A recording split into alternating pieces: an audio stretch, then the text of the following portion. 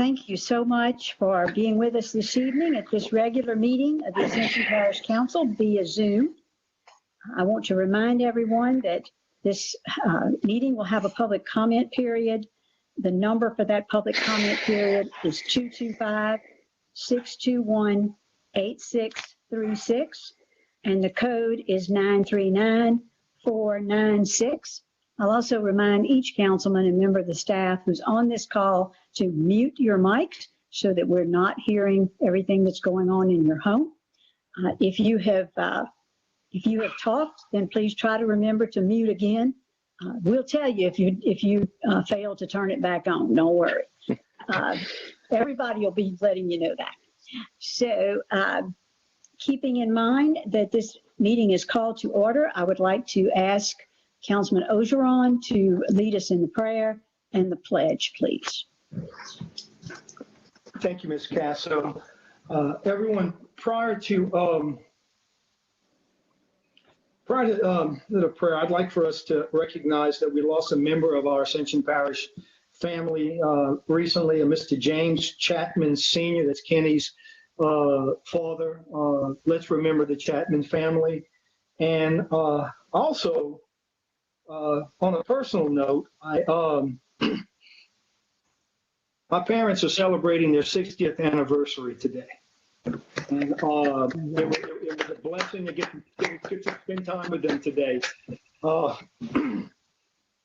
So they constantly remind me of why I do what I do. And, and I still have the belt marks to prove it. So with that being said, let's please prepare ourselves for prayer as you most commonly would.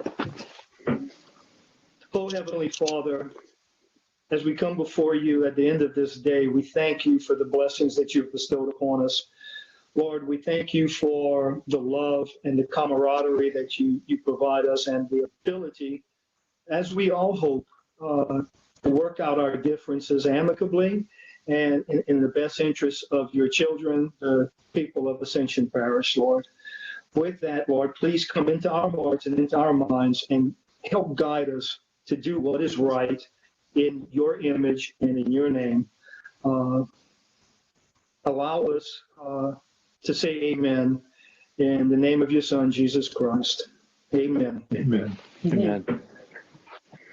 Thank you. I pledge allegiance to the flag of the United States of America and to the republic for which it stands, one nation, under under God, God, indivisible, with liberty and justice for all.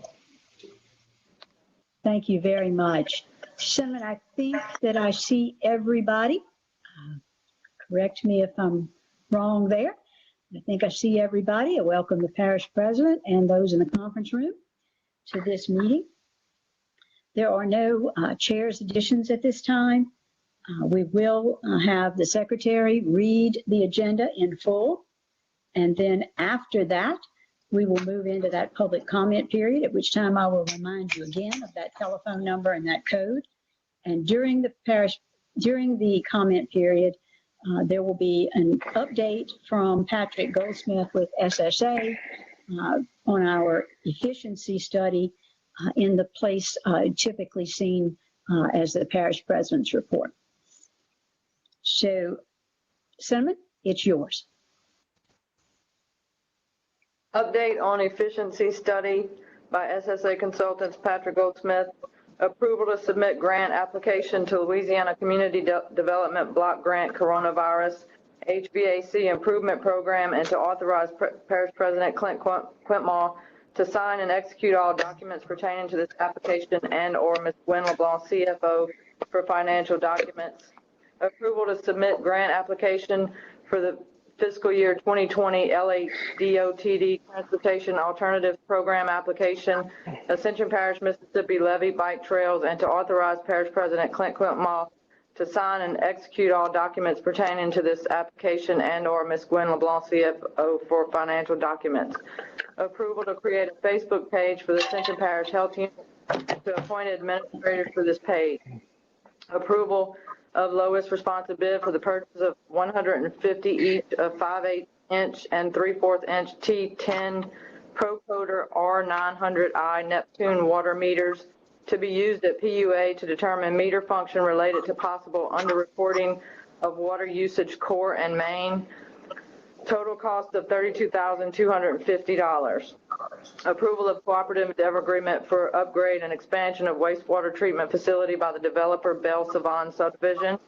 Approval of variance in compliance with section 18117.2 of the Code of Ordinances for Riverton subdivision to allow a third-party utility provider to furnish on-site wastewater treatment. Procedure to interview and appoint Ascension Parish Registrar of Voters. Introduction of ordinance to amend the Ascension Parish zoning map from light industrial to heavy industrial. Zoner PZ 2497.20 lots 42A1 of Ascension Commerce Center 5th filing and lots 51 through 56 of the Ascension Commerce Center 6th filing for LJ Grizafi, located on the east side of Industrial Drive, approximately 1,400 feet south of Louisiana Highway 73. Zoning Commission recommends approval of this rezone.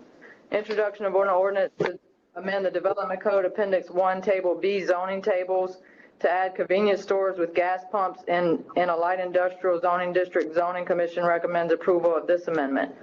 Public hearing to consider an ordinance creating a road infrastructure district designated as Ascension Parish Road Infrastructure District number IDD 2021-01 pursuant to the Ascension Parish Unified Development Code Appendix 4, Subdivision Regulations, Section 174011, approval of final plat procedure F, Infrastructure Development District. And there's an introduction of an ordinance for the same ordinance. Reading of ordinance providing for the incurring of debt and issuance of not to exceed $5,965,000 aggregate principal amount of Parish of Ascension, State of Louisiana revenue refunding bonds, one or more series library refunding bonds. Ordinance providing for the incurring of debt and issuance of not to exceed $5,965,000 aggregate principal amount of Parish of Ascension, State of Louisiana revenue refunding bonds and one or more series library refunding bonds. Reading of ordinance to declare surplus 2 York chillers from Lamar Dixon Expo Center Parish asset number 27955 and Parish asset number 27956. Ordinance to declare surplus 2 York chillers from Lamar Dixon Expo Center Parish asset number 27955 and Parish asset number 27956. Thank you, Cinnamon. I understand that at this point, the parish president does have a report, and then we will go into the Goldsmith with SSA. Mr. Quinmont. Thank you, Madam Chair. Good evening, everyone. As Madam Chair mentioned, Patrick Goldsmith will be working with SSA. We're providing a presentation this evening, so I'll keep my report brief. I'm proud to say that we have hit the ground running with training our staff in 2021. We have logged over 300 trainings, and right now our DPW department is leading the scoreboard. This week, we have been conducting health assessments for all employees and people on the parish health insurance program. This is required by our insurer and is a proactive way of keeping our employees healthy. The final date for health assessment is Saturday, February 6th. After that date, people will have to be assessed by their own health provider because it is a requirement of Humana. We continue to have COVID-19 free testing provided by the Louisiana National Guard of Lamar Dixon every day from 8 a.m. to 4 p.m. I'm glad to say that our Ascension Parish positivity rate is continuing to decline. Even though this decline is small, it's still a decline. It went from 12.8 to 12.5%. So we still need to stay vigilant and do everything we need necessary to stop the spread of COVID. I'm encouraged by the start of the vaccination program. I'm pleased to see that the governor, John Bell Edwards, has announced that starting on February 8th, 65 will now qualify to receive the vaccine. Ascension Parish currently has 10 locations offering the vaccine, and we're hopeful in the coming weeks there will be more locations and more vaccines available. I would like to personally thank Robert Burgess for his public service announcement on COVID-19 and the vaccine. The short video can be found on the parish's YouTube, Facebook pages, as well on Channel 21. This morning, We took the time to honor 5 outstanding and courageous individuals for their life-saving efforts in the tragic automobile accident on January 27th. Sheriff Bobby Weber, Fire Chief James LeBlanc joined me in front of the government complex with a couple councilmen present as we presented certificates of recognition to the Deputy Daniel Haydale, Deputy Jamie Wolf, Deputy Corey Gutierrez, and Sorrento firefighter Jeff Kelly, and Sorrento firefighter Shane Bowman. I'm here to tell them and you that we recognize those people who make Ascension a better place for everyone. We thank them, we honor them. Thanks to their heroic actions, lives were saved. And that concludes my report. We'll go ahead and turn it over to Patrick Goldsmith. Thank you, sir. Patrick, I see Christelle there as well. Good evening. We're happy to have you with us. Thank you. We're happy to be here. I'm going to go ahead and just briefly reintroduce Patrick to you. I think it was 2 visits ago, we announced that Patrick was going to be coming on from the House Fiscal Office, and before that from the Legislative Auditor's Office, with a lot of work in performance measurement and management. So we're delighted he's been here. He has hit the ground running, and we thought tonight that he could spend some time giving you a little bit of a deep dive into what he has learned so far in the areas of the organization that he has been studying, and particularly finance. And I think you're going to be really, really interested in some of the things that he has to say, and some of the opportunities for improvement that we've been working with staff to identify. So, Patrick. Yeah. Well, thank you, Christelle. Thank you, President Quintmall, Madam Chair, council members. Appreciate the opportunity to come present to you today, and you should have a copy of the presentation. Last month, Christelle talked about DPW. Today, I'm going to focus on finance. And before I start, I did want to thank Gwen LeBlanc. She's actually hiding off camera right now, but she is here with us, and she has been great, spending a lot of time and effort answering a lot of questions, as well as her staff. Dawn is here. I want to thank Amanda and Ashley as well. Also, your IT staff has been great. Brandon O'Day has been amazing, and I know I've taken a lot of his time, as well as Brian Martinez.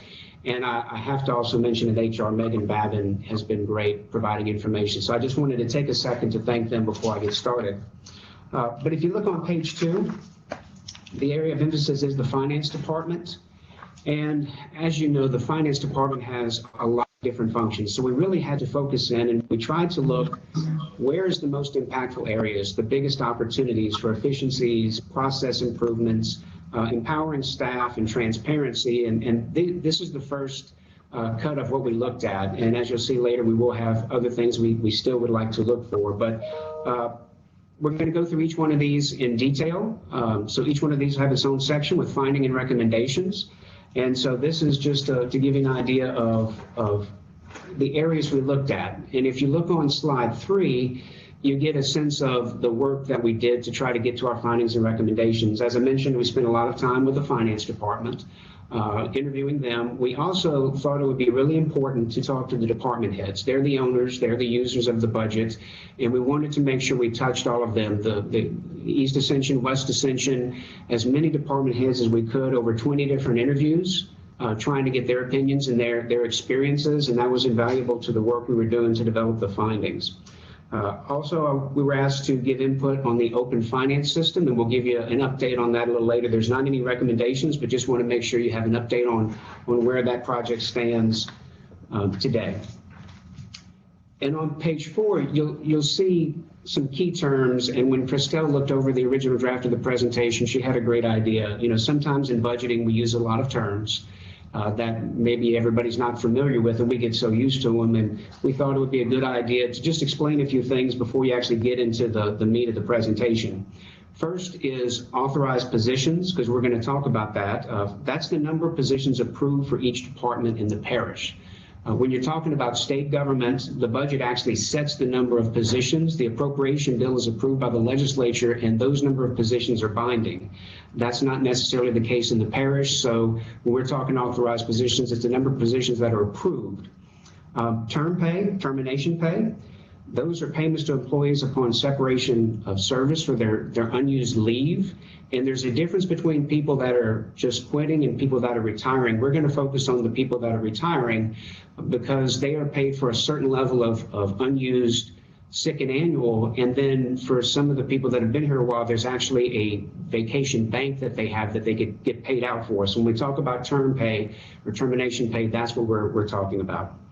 Munis, you'll hear me say this a lot. Munis is the enterprise resource planning, the ERP system that the parish uses. It was created by a company called Tyler, and so some people call it Tyler, some people call it Munis. But it is managing all the parish core functions, all the accounting functions as well as workflow, and it has a lot of capability and a lot of modules, so you hear that a lot. Then activity-based costing is just an accounting concept. It's a methodology for more precisely allocating overhead. So if you're trying to find out how much it costs to mow a stretch of road or to build a stretch of road or even to maintain a fleet vehicle, the activity-based costing should get you that information. So with that, on slide number 5, I'd like to just give an attempt to summarize all of these findings in the presentation. The first big finding is that department heads need to take ownership of their budgets. They are the ones that are responsible for managing their sections, and they are the owners and know the most about their department. And so as we'll talk about this, you'll see that we use the word ownership a lot, and giving them the ability and the empowerment to actually own those budgets and work with them. It's kind of the concept if they need the responsibility and the authority to manage their budgets. So you're going to hear that a lot. Number 2 is complete performance data needs to be created for accountability. And you hear a lot of times what gets measured gets done. And if those owners can develop performance measures and have a plan for where they're going, that's what's going to be impactful. The third piece to that is Munis and other data systems need to be reevaluated to accommodate those performance measures, because it doesn't matter if you have great measures if there's nothing to measure them. And so that accounting system, the data system, the ERP system needs to be in line with those performance measures so those owners can create the measures and then they can be tracked. And then a recurring theme talking to the department heads, training is needed on the budget process and the Munis system. There's a lot of new employees that maybe weren't here when Munis was implemented. And so that's just a consistent request that was expressed. And then historical financial data needs to be in one easily accessible system, and we'll get into some details of that as we go through the presentation. So on page 6, you'll see we'll get into the first area of authorized positions. And this was the first area I was asked to look at, and I was asked the question, what governs the number of positions in the parish? And just simply, how many vacancies do we have? So after looking at several lists of positions, I realized that the budget was the most authoritative. There's actually a listing of positions by department in the budget. However, unlike the state, that is not binding. The numbers in the budgets that's adopted by the council, the budget figures are binding, but not those positions. Now, the good news is there are processes in place to track these positions, to request vacancies. They're just not in policy. And so you're going to hear a recommendation in a minute, because even though there are forms and there's processes, there's no formal policies to guide those and formalize those. So when I tried to match the positions that were in the budget to the accounting system, there were some disconnects, and a reconciliation needed to be done. Now, Dawn and Megan did a great job, and they worked through that.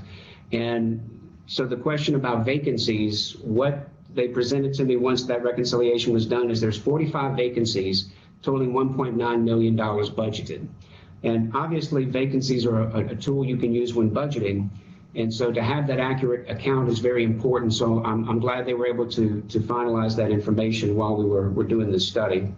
Also, this information is not consistently provided to the council. And that's just a transparency. It's a tool for y'all to know what's happening in the parish. So in a second, you'll see that as well. And then something that was an issue with some of the department heads is they don't have access to the staff data. It actually came up today when one of the department heads was trying to figure out if they hire somebody, would they have the right salary? Are they going to create compression? And they don't have access to that. type of data. So that's just another management tool that could help them.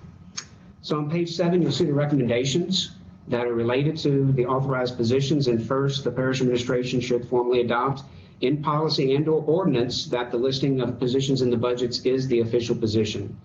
That will allow for accountability. It'll allow the council to have an idea of how many positions you should have in each department, and it'll be consistent from one administration to the next if that policy is adopted. Also, I mentioned that there are processes in place. The second recommendation is just to formalize those policies, because in some cases the process may not have been followed to a T. And so if you place those in the policies and make them formal and distributed, that may help ensure that that is done and make the practice, solidified into policy. Also, the parish administration should require quarterly reporting to the council so that y'all can have more transparency and have a better idea of what's happening with positions changing, pluses and minuses. And then the parish administration should allow some form of access for the department heads in Munis so that they can manage their departments. If they're the owners, they need that information to make sure that they're being equitable amongst their departments. So that's the first area. The second area, it starts on page 8. And after positions, I moved into the budget. And obviously, this was a really big part of the review. One of the perspectives of the department head. So like I said, we did many of those interviews since they're the owners. And the experiences were pretty consistent between talking to the finance department and to the department heads. And I was happy to see that the finance department sends out worksheets to each department head when they start the budget process. So they send out worksheets asking for their input, asking for their ideas in the budget, asking them to put their thoughts down. Unfortunately, not all department heads fill out this worksheet. And what that means is a lot of the workload gets shifted to the finance department, and they're implementing and they're having to work with some of those budgets and have some of the responsibility. Talking to the department heads, there were several reasons for this. Lack of knowledge of the budget process in Munis. Many of the department heads were not able to pull up the budget data in Munis. So again, they rely on finance to print those for them or give them that information. And so there is a lot on the finance department for this information. There's also a lot of focus on the work, not necessarily the budget, but talking to these department heads, there was a desire to be involved. I think it's more of an expectation needs to be expressed to them, because many of them asked, should I be involved more in the budget? It's not that they're not willing. I think they're just looking for a little bit of guidance on that. Then a couple of other things. I mentioned that about the data. Historical budget data is spread across 2 systems. There's the new Munis system, and then the historical data is in the old AS400. And so there's a little bit of disconnect for department heads if they're looking for historical information that's in an electronic system. And then lastly, I mentioned term pay during the key concepts. Term pay represents a significant liability because looking into this, 54 individuals in the parish are eligible to retire, and they have 1.7 million of collective liability related to their termination pay. Just to give you a perspective, the top 5 individuals are $500,000. So if they retire, that vacation bank would be a significant hit. There was recently an individual who retired and their amount was 800,000. I mean, 80,000, sorry. Not 800, that would be crazy. So it represents a significant liability that just needs to be looked at and kept track of.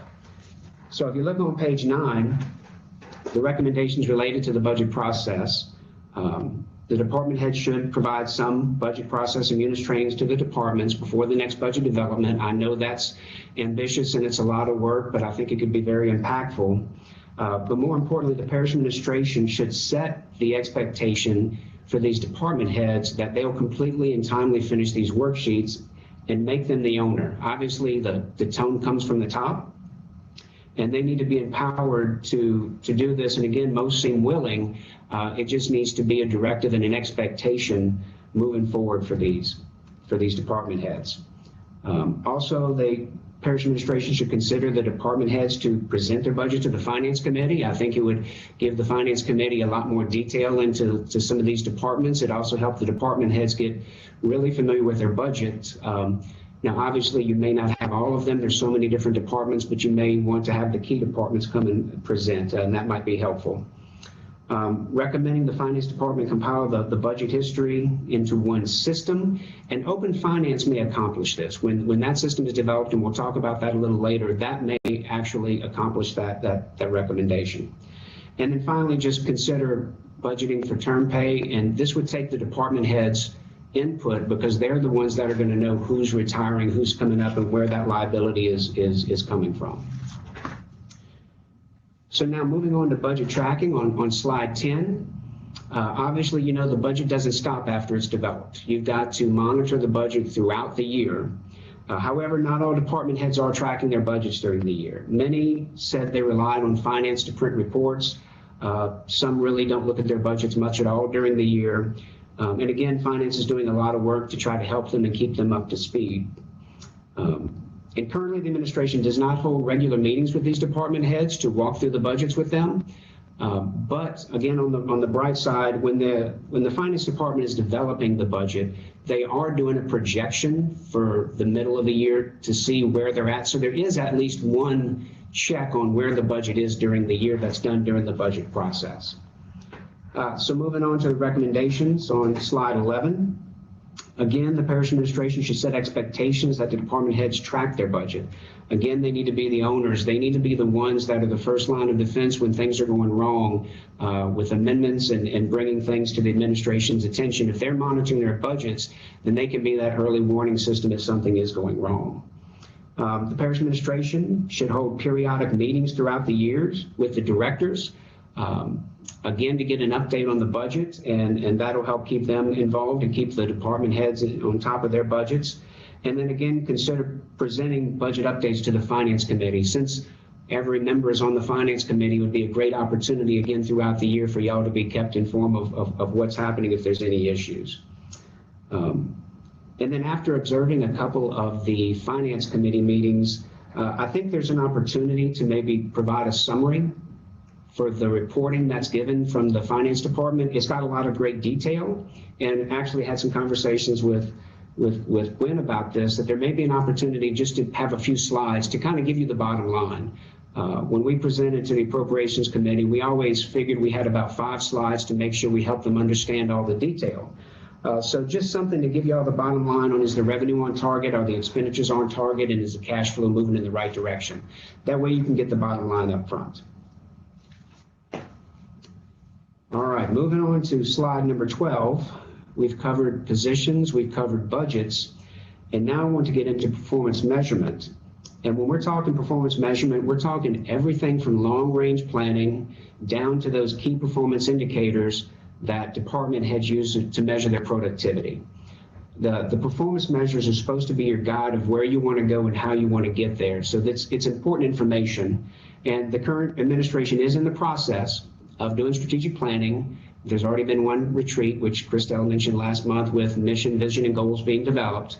But there is no performance data currently in the fiscal year 2021 budget. And the problem with that is the GFOA, to get their Distinguished Budgeting Award, next year they're going to expect to see performance information. So to keep that award, you will need that performance information included in the budget, which again is a very short time frame to get that done. But just want to make sure you're aware of that. There are performance measures that are being developed at different stages, some formally, some informally. There are some good projects going on with GIS and GPS. You've got the My Permit Now system, which is a great source of information. And obviously some things are harder than others to try to track. Even talking with the custodians about, what do you track? Is it satisfaction? How do you come up with something that shows their measures of performance? So obviously there are different levels of trying to set the performance data. But on slide 13, we get into the recommendations for these findings. And so first, the parish should finalize the strategic planning, the mission, visions, values, and goals, and those need to be communicated to the departments. The department heads need to know which direction the parish is going and what are the overall priorities. If they're going to be the owners, that'll help them in which direction they're going. And the parish administration should provide training, and we call it strategic thinking, not just on strategic planning and performance information. And there's currently a mindset in some that, what do you want me to do? and they're waiting for direction instead of, as the expert, as the process owner, what is the best thing to do? So people need to be empowered to make those decisions and come up with options as opposed to just sitting and waiting. They need to be ahead of the game when they're thinking strategically. The parish administration needs to organize meetings so each department can try to develop those missions and goals, and hopefully that can be done so some, and I put if any newly developed performance data is done, it can be put in the 22 budget, and it's just going to be dependent on how fast that can get done and how much can be put in there. So now on slide 14, we're going to get into data, because you can have the best performance data and best performance measures in the world, but if you don't have the data to back it up, it's really useless. So remember that the data is the foundation of this whole process. You need good systems, and you need something that's going to measure. And so looking at Munis and talking with a lot of the department heads, the same issues came up over and over again. A lack of understanding of Munis and the capabilities, needs for additional training. Some of the modules were not completely implemented. And then there's also slow response from Tyler when they're trying to do some technical issues. So there are a few issues with Munis that need to be addressed. On page 15, continuing on with the data, overall, much of the data that's needed to measure performance after looking at the system and talking to the department heads either does not exist or is in a system other than Munis. And obviously Munis is your ERP system. It is supposed to be your first choice and your foundation, but also realizing no one system is going to be perfect for everything. And so there just needs to be an evaluation, and we'll talk about this in a minute, about what needs to be in Munis and what is outside. But if it is outside, it needs to talk to your one ERP system. There are some pilots that are going on right now that I wanted to highlight that are moving things in the right direction. There's a new time reporting system that's being piloted that should help with this activity-based costing, which is another pilot where you're trying to nail down the cost for individual activities. The system will allow a person to put in their time and assign that time to different activities. There's also some asset management modules they're looking at, and then workflow with GIS and GPS, specifically vegetation, making sure they have GPS and GIS of all of their tractors and know where people are and what's happening with them. So there are some good things that are happening with those 4 pilots. And when you think about just road and bridge and drainage with over 200 employees, this is important to make sure these systems are in place and you have the data to track these things. The last thing I want to mention is Tyler Insights is another module that it plugs into the Munis system, and it's a great dashboard, and it's an opportunity for everybody to be able to see their performance data in real time. And if you go to the next slide, slide 16, you'll see a screenshot of this. And it's what's nice about it is the staff can have one view, the department heads can have a different view, and the council can have a view, so you can set and customize it to what's important to you, because everybody's going to have different things they're trying to measure. So you'll see as the examples on the screen, the third box from the left, actual versus budget, there's actually green on track. So it'll track to see if you're on track with whatever metrics you've had, and on the bottom you can see where percent of invoice paid within 30 days is off track because it's not meeting the metrics and the goals that were set. And this is just example data, but just wanted to make sure you saw this, because this is where performance measurement and data meet accountability. When you put these things together and people are actually using this every day, and staff are using it to measure their productivity, and department heads are using it to measure their productivity, that's where this ownership works, and that they have the ability to really monitor and be that owner and have the responsibility and authority to try to improve things. Now on slide 17, start getting into the recommendations for the data. And, you know, I wrote this recommendation about, you know, look at and evaluate the Munis system. It's been several years since it's been in place. And no sooner did I draft this and show the administration that Brandon had looked into it and found out that Munis will do a 3-year review, and it's been about 3 years. So it just happened to work out that it is time for a tune-up and a checkup, and there's an opportunity to do that evaluation to see if it really is meeting everything that the parish needs it to meet and what can be tweaked.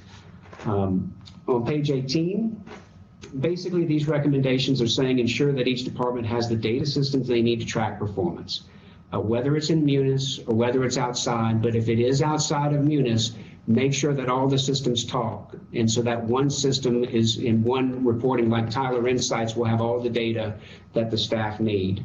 And obviously, it would be important to implement Tyler Insights as long as it keeps going well and it looks like it's going to work. That's just a great opportunity. Moving on to slide 19, just an update on the fiscal transparency, the open finance. It's moving along. This is another system through Tyler. That's a module that lets you create a website to track transparency. The ISGS departments have been working on organizing it. The finance has been looking at the data. Everybody's trying to make sure it's correct. And just recently, Brian Martinez was given the ability to make some edits, so it's moved a lot faster, and there's really been a lot of good things happening because he now has the ability to make some of the tweaks to this system, because you want the system to be accurate when it goes online. The last thing you want is for people not to understand and get confused with the data. So there's going to be another step, I think, where the council is actually going to be another piece of the pilot to make sure you understand it. And if you think the system works and is understandable, then it can move forward, because the goal is to try to have it go live in March. But there's a lot of things that still need to be done, including importing historical data.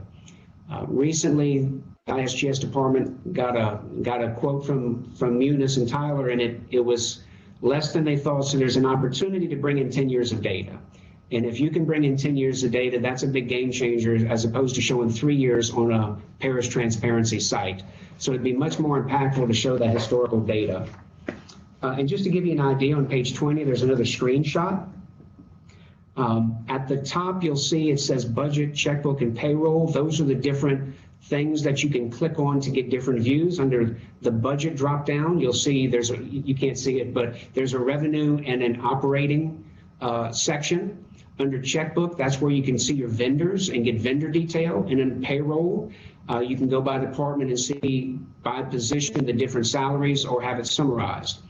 The screenshot you've got is from the budget. If you clicked and saw operating, this is what you would see. You can drill down by fund. This is the general fund, or you can drill down by special funds, any type of fund. And once you get in here, you can drill down further, because it's by department. You can drill down and see actual expenditure categories. So if you want to see salaries, or if you want to see rent, anything those type of that data will be, you can drill down into these individuals' departments. Also, if you see the light bar in this chart, that is the revised budget, and the dark bar that's at the start is the actual expenditures. So you can track actual expenditures as compared to the budget in real time. You can also go back in time. You'll see that they have 2021 at the top. You can click on 2020 and go back, or 19. As far back as you have data, you can go back and look historically. So it's got great drill down capabilities. When you look at the revenue piece, you can look at each fund type. You can look at each tax. If you want to know how much money came in from sales tax or ad valorem, or even the revenue sharing from the state, you can see those and see where that money went. So it's a powerful system that should be a great transparency site for the public. On 21, there's one last thing I wanted to mention.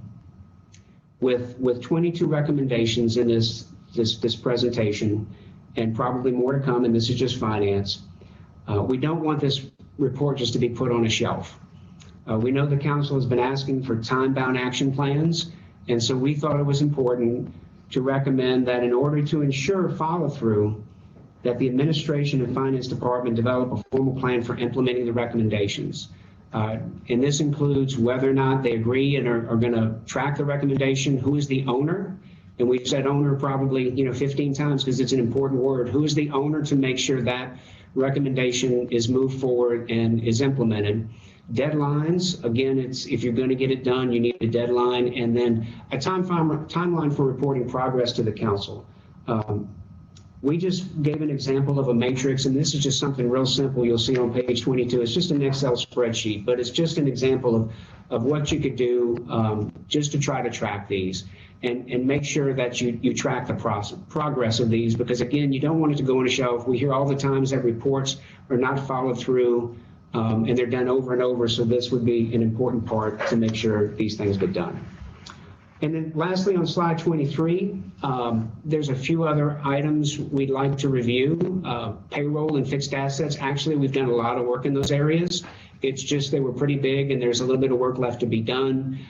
There's accounting and the financial statements. Those are obviously audited, so there's not as much work to do there, but there's also cash management and revenue forecasting. So there's just a few areas we'd still like to look at and maybe offer some recommendations on. And with that, that concludes the presentation, and we would be happy to answer any questions.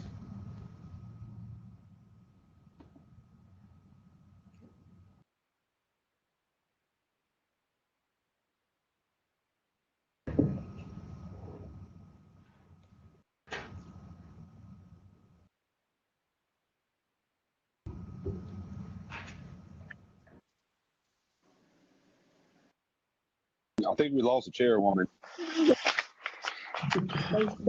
They threw me off. So I think I'm back. Thank you very much, Christelle, for this very detailed report. I want to start with one question. Whenever we go to the website, and would the public be able, when they go to the vendor section of in that drop down, would the public be able to see the contract, and would we be able to see the contract associated with this vendor? As of right now, you'll be able to see the vendor and the individual payments, accounting data, but right now, as far as I understand, you won't be able to drill down and actually see the contract. Okay.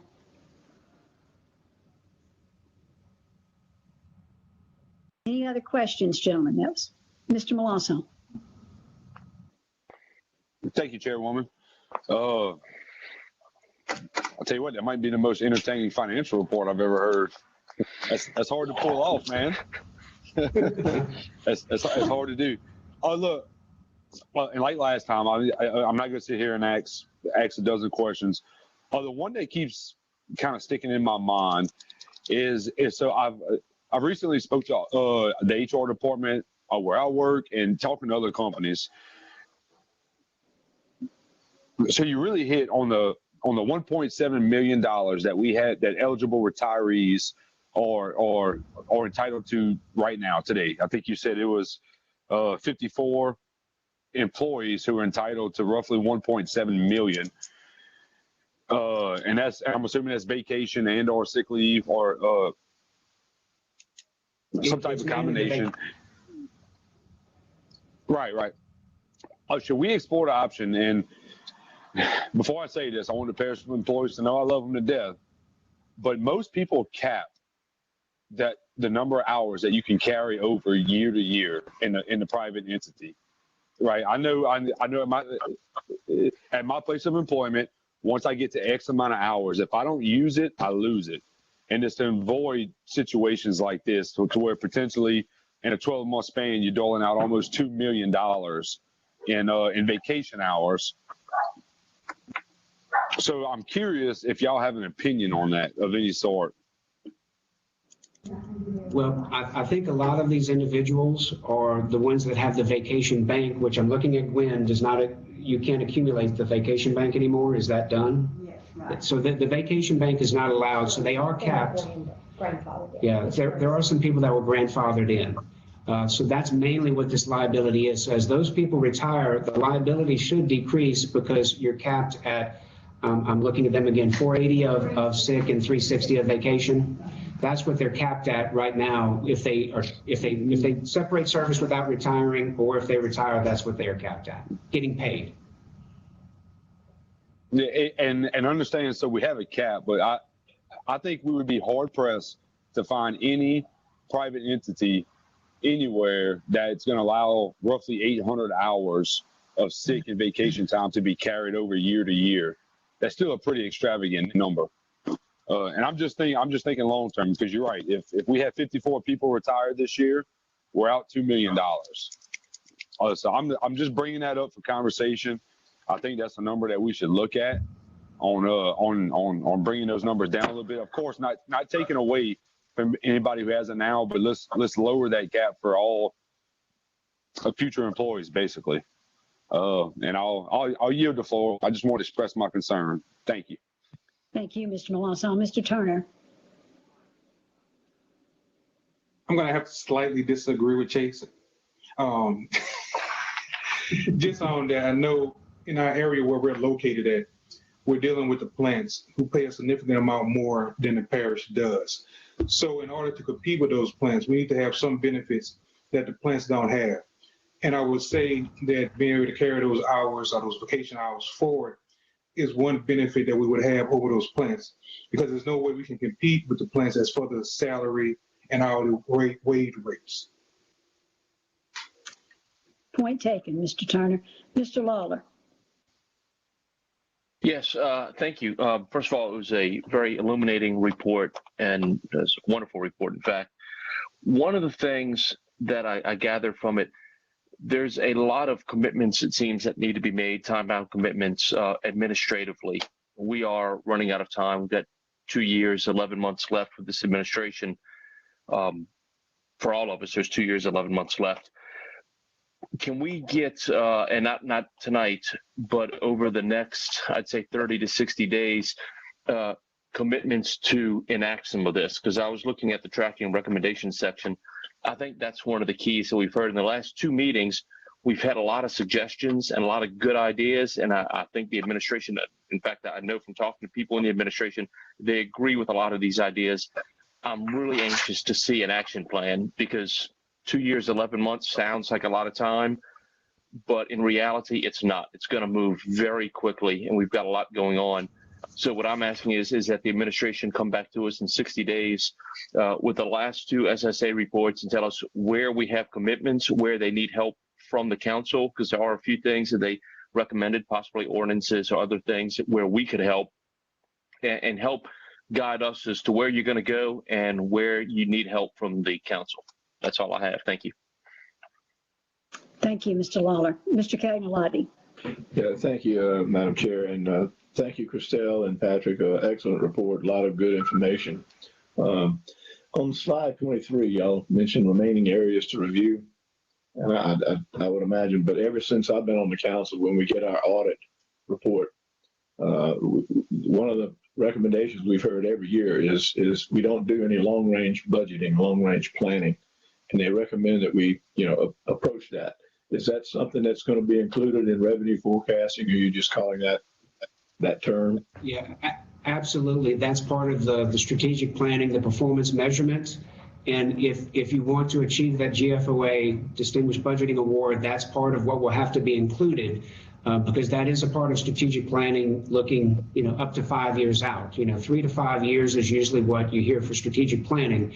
And so you're going to have the measures that immediately you're tracking for your performance, but you're also looking to the future, because you can't get everywhere in a year or 2. That's why you have to do the long range plans, to have those goals for where do you want to be in 3 to 5 years. So absolutely, that would have to be a part. Sure, and you can use the goals as measurement. Absolutely. How well you've done. Yeah. Okay, thank you, Madam Chair. Mr. Robert. That was a great presentation. I got a lot out of it. A couple of things that struck me out of it that I think could possibly be implemented moving on toward this.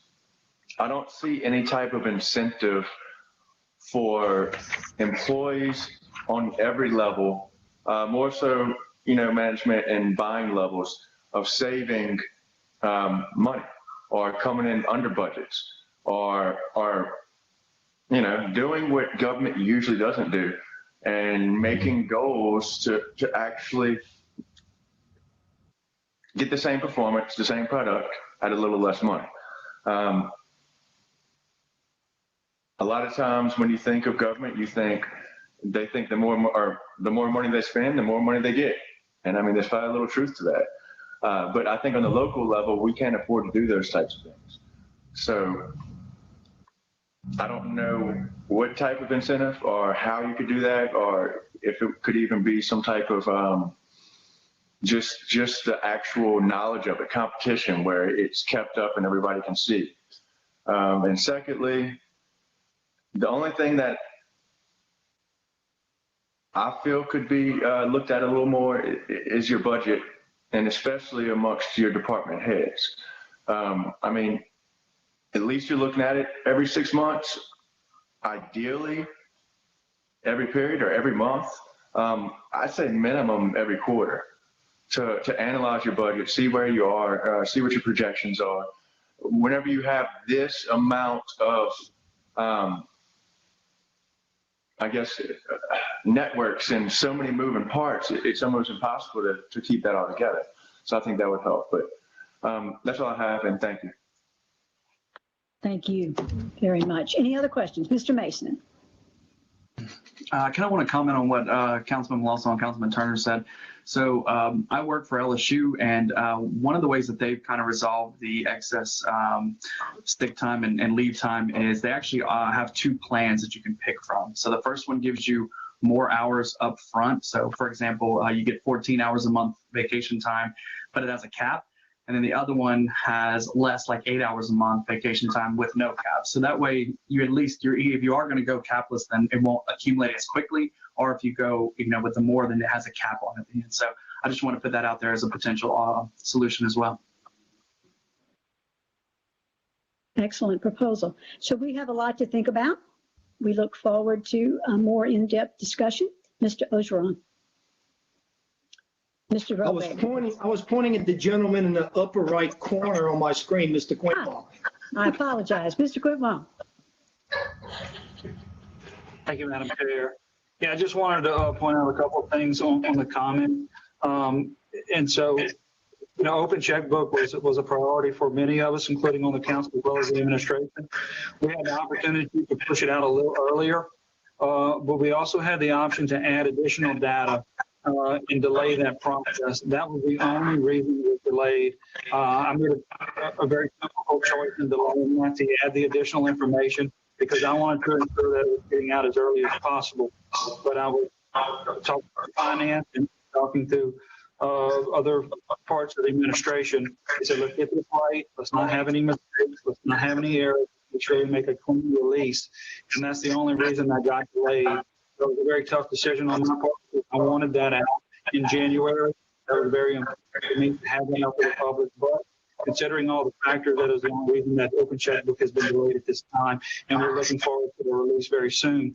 Being able to keep up with the budget and expenditures in real time will help this council look at those items and not look at them in real time, not quarterly, not every 6 months, not every period, up to date. So y'all will be able to go into the council meeting, look up this information on this site and establish your questions or answer your question, whether it's finance or council meeting. We're going to give y'all real-time information on expenditures and budgeting. And I think that's going to be a very important component, not only for the council, but the administration, keeping up where we are day to day, month to month, and on an annual basis of where we are with our expenditures versus budgeting. So I'm looking forward to that release of that information, as well as to the public as well. This is our opportunity to become one of the most transparent councils and administrations ever. And I think we're all looking forward to that. So we're all excited about getting there. And I can assure you the administration is pushing as much as possible, but we do not want to release anything early to cause error. I think that would be the greatest mistake that we could possibly make, is to release information that's not actual. So we want to make sure it's precise. We want to grill it. We want to challenge it. We want to question it. And when we feel comfortable, we're going to go ahead and release it. And it's a product I think we're all going to be very proud of. Thank you, Madam Chair. Thank you, sir. Very well said. At this time, Cinnamon, are there any calls to the council from the public comment period? No, ma'am. None tonight. Okay. Excellent. Let's move along then. Again, we thank our guests, Christelle and Patrick. Thank you so much for being with us. Christelle, do you have a comment? I do. I'm sorry, Madam Chair. I wanted to give you some news about what's coming up. So in order to stay on the timeline that we are developing, we will begin to implement some pilot projects, and some of the department heads are implementing some pilot projects. We'll also be coming back to you to talk about a couple of positions. So on your Finance Committee agenda next Monday, you will have a budget amendment to purchase needed additional modules for Munis, the system that Patrick described, and that's mainly asset management, very much needed Parks and Recreation module, 311 case management module, disaster recovery module, and contract management module. We think all of those are very needed, and your team will really appreciate having that. And we'll also be coming to you with necessary ordinance changes to create 2 title changes, or 2 additional titles. One is a chief data officer, which is badly needed, and a chief of staff to the parish president. And I'll be prepared to talk about that with you at the next meeting. Thank you very much. Thank you. Mr. Cagnolati. Will that be at the next council meeting? For next month, I guess. Oh, next month, okay. Is that what it is? Okay. Yeah. Okay. Whenever we come back to visit, we'll bring that. Okay, so any other questions regarding Christelle's further comments? Mr. Lawler. I'm sorry, it wasn't regarding Christelle's. It was just a general president's report question, but that's okay. I'll wait. Sure, go ahead. Actually, okay. I had the opportunity to speak with some employees the other day about safety training, and I was going to respectfully ask the administration to look into what we can do to speed up the process of safety training for employees. I think it's badly needed. I think they deserve that. I know it's something that we're working on, but from talking to them, this predated this administration. They said that they haven't had a safety meeting in over 2 years, which really concerns me as a defense attorney. I see this kind of thing, and that just shocks me. I'm sure Travis is licking his lips and Corey licking the lips when they see that. But in all reality, I like to see something done about it. Like I said, it certainly precedes this administration from what they said, but from talking with them, it's important for them. I think it's something that is on their minds. So if we could do something as soon as possible, put together a game plan to develop safety training for all aspects, but especially, the equipment operators and things of that sort, I think it'd be really important. So that's all I had. Thank you. Thank you. Okay. At this time, we will proceed to item number 6A under general business. Approval to submit a grant application to Louisiana Community Development Block Grant Coronavirus HVAC Improvement Program, and to authorize Parish President Clint Whitmore to sign and execute all documents pertaining to this application, and/or Ms. Gwen LeBlanc. Ms. Martha, tell us what this is all about. Motion to move. Okay. Let's let Martha tell us what this is about, please, and then we'll accept those motions by Mr. Melanson and Mr. Mason. Thank you, Madam Chairman. This is a grant that's coming out of the Louisiana Community Development Block Grant. It's a coronavirus HVAC program that they are putting out to the state, to the parishes. And we have an opportunity to utilize these funds in some of the buildings that we already have for air purification, this type of thing. So we'll be applying for that. We don't have the buildings yet, but we're just in the infancy of trying to work through this. Thank you very much. I have a motion to approve by Mr. Melanson, a second by Mr. Mason. Are there any questions? Any objections? Hearing none, that motion passes. Item B, approval to submit a grant application for the fiscal year 2020 LADOTD Transportation Alternatives Program application, Ascension Parish, Mississippi Levee Bike Trails, and to authorize Parish President Clint Whitmore to sign and execute all documents pertaining to this application. Mr. Compton, are you there, or is Ms. Collins going to handle this one? I guess I am. This one came. Go ahead, Ms. Collins. Tell us what Mississippi River Bike Trails are. This is a program that's out of DOTD.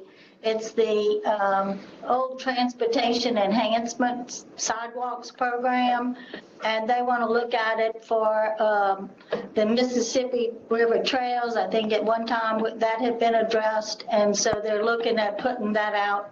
And the application is moving forward, and we just want the ratification from the council. Motion. Have a motion by Mr. Cagnolotti, a second by Mr. Robert. Mr. Compton, do you have any remarks you'd like to make? Not at this time. Martha covered it.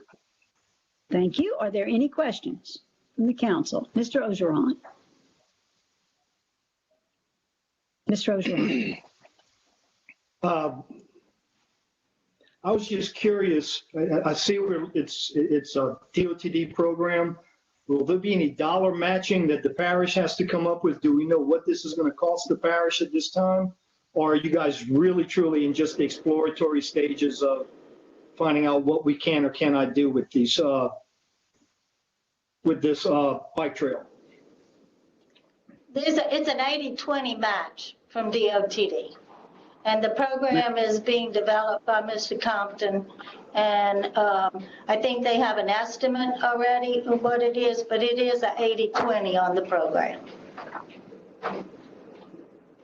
Okay. Thank you very much, Ms. Martha. I can tell you that I would love to see our parish have the kinds of trail system that is seen in other communities that allows those of us who are not able to run anymore to ride our bikes and be outside and outdoors with our families. Mr. Ogeron, do you have another comment? Yes, yes, ma'am. I had a couple of follow-ups.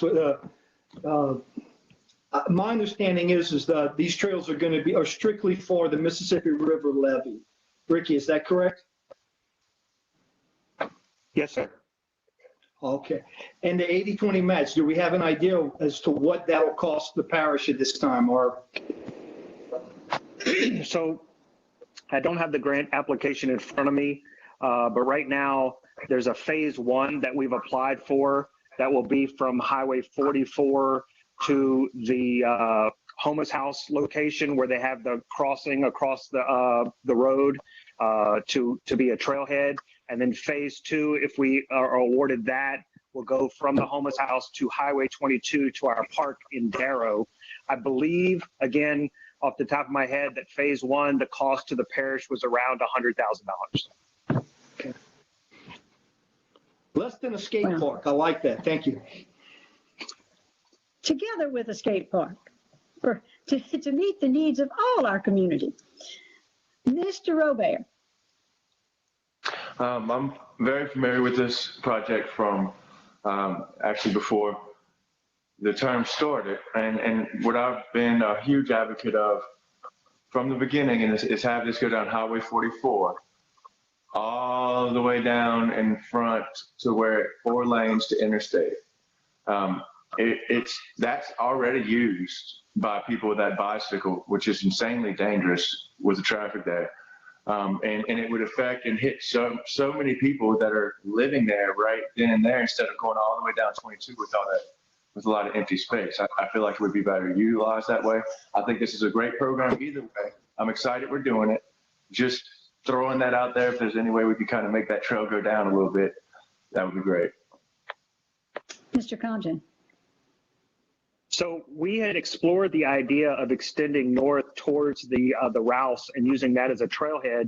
But for this grant application, we had a speed bump of crossing the railroad track that we didn't want to let hold up this process. But I am 100% in agreement with Councilman Robert is that we need this trail to head up Highway 44 to get to those major subdivisions developments, the community college, eventually get under the interstate and into that new development at Highway 30 and 44. So 100% I agree. We just didn't want this application to be held up by crossing the railroad. But no, we need to come down Highway 44 and get into Gonzales. Okay, so we had a motion and a second, did we not, gentlemen? My memory's fuzzy. And I second it. Mr. Lambert. I was a second. We're not hearing you, Dempsey. How about now? Gotcha. Thank you.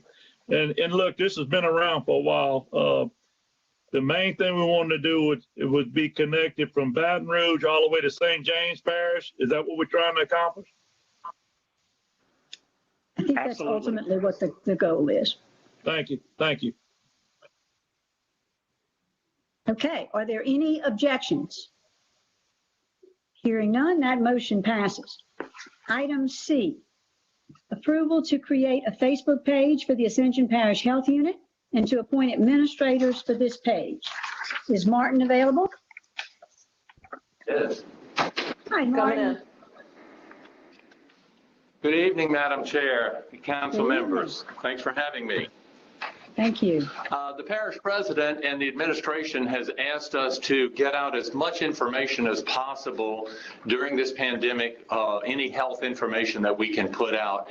And so to that end, we have created a Facebook page for the Ascension Parish Health Unit. Brandon, can you pull that up?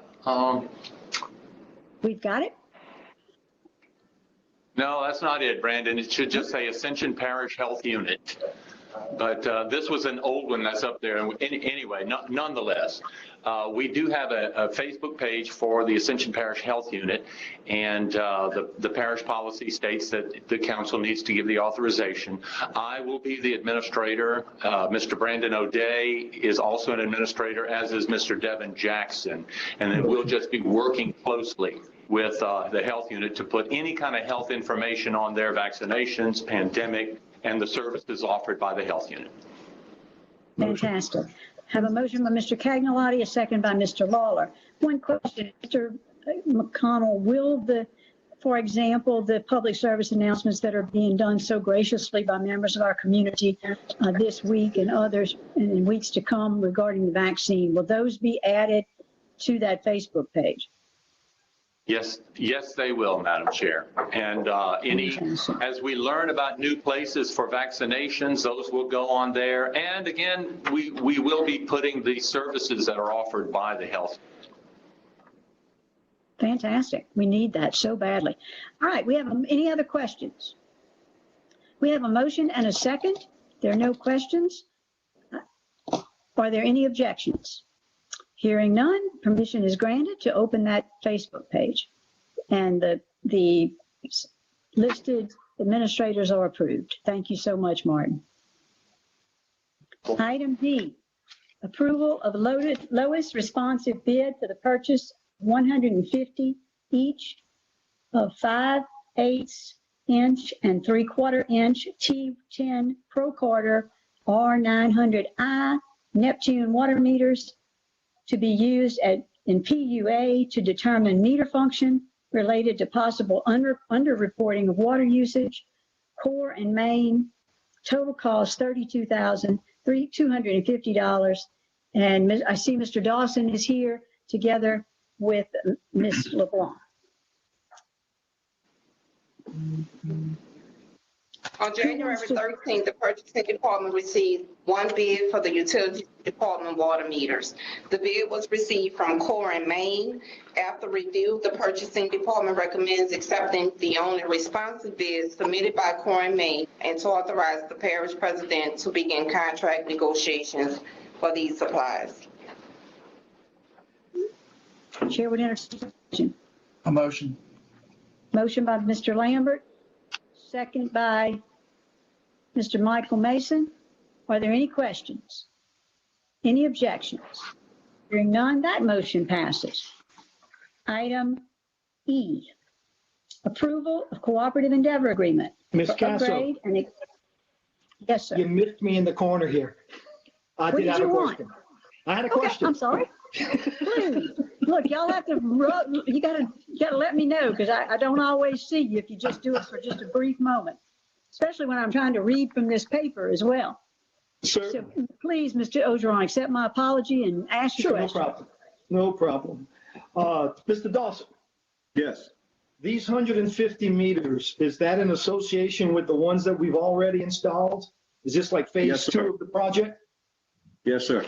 Yeah, definitely. I think it was 50 some odd that we had and we installed. So these will be compiled with those so that we can continue to study. Are we getting any results back? Do we have any data that tells us whether or not this has been successful or not? We have some preliminary data. Gavin and I was just talking about that. We have some preliminary data. Of course, you want to take it over a period of time to get several readings. So we have something that we're not ready to just put a stamp to say that this is it. But we kind of have a trend that we're looking at now that hopefully we'll be able to talk about a little bit at the utility committee meeting. That's what I was going to ask next. Are you guys going to have some sort of report to give to us at the next utilities meeting? Yeah, I haven't had a chance to see Mr. Melanson's agenda yet. Is that going to be on the agenda, Mr. Melanson?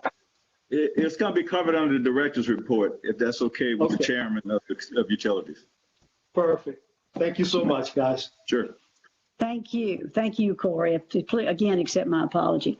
Item E, approval of a cooperative endeavor agreement for upgrade and expansion of wastewater treatment facility by the developer, Bell Sylvain subdivision. Mr. Parrington. Yes, ma'am.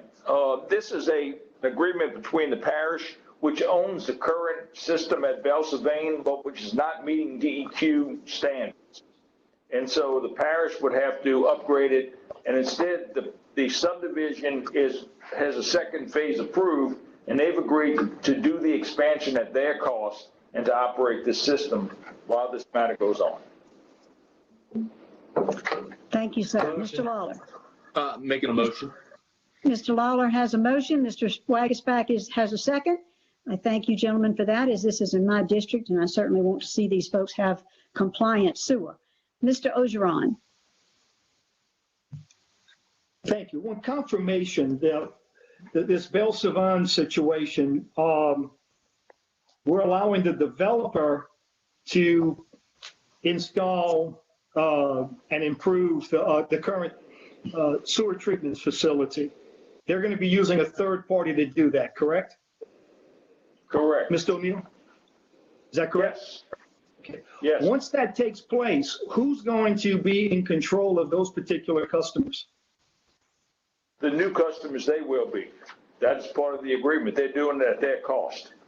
They're doing it at their cost, and we no longer have those customers under the parish sewer program. Correct. It's going to be, they're going to pay all these costs. They're going to bring our system up to code. It's still going to be our system, but they're bringing it up to code. Okay. And what happens to the current Bell Sylvain residents? Are they also being transferred to this third party? The third party is going to operate the whole system during this period of time. Sure. It's only a 3-month program till they bring it up. Till something, we should know where we stand after that. What do you mean a 3-month program? I don't understand that. Well, this is a short term. They've agreed to do this for 3 months, to operate the system for 3 months. They're going to upgrade it because this is a subdivision development. They've got a permit to go further with that subdivision, but they can't. But right now, the sewer system is not meeting DEQ requirements, and it's our sewer system, so they're paying the cost of this. Right, I understand. They're going to pay the cost of this. In turn, we're giving away a couple of hundred current sewer customers. Is that correct? Yes, this will be their customers. Now, they're not going to be there. They're going to get the new customers, not our current customers. Okay, they will I want to make sure that. So the current customers, even though they're using the updated sewer plant, they're still going to remain with Ascension Parish. Right. That's definite. That's not how I read this proposal. So I just want to make sure and have that clarified. Right. Okay, so that is a guarantee that we're going to continue getting paid, and we're going to still continue collecting from those individuals. They're going to collect that money to pay for the cost of these upgrades right now. But this contract is a 3-month contract.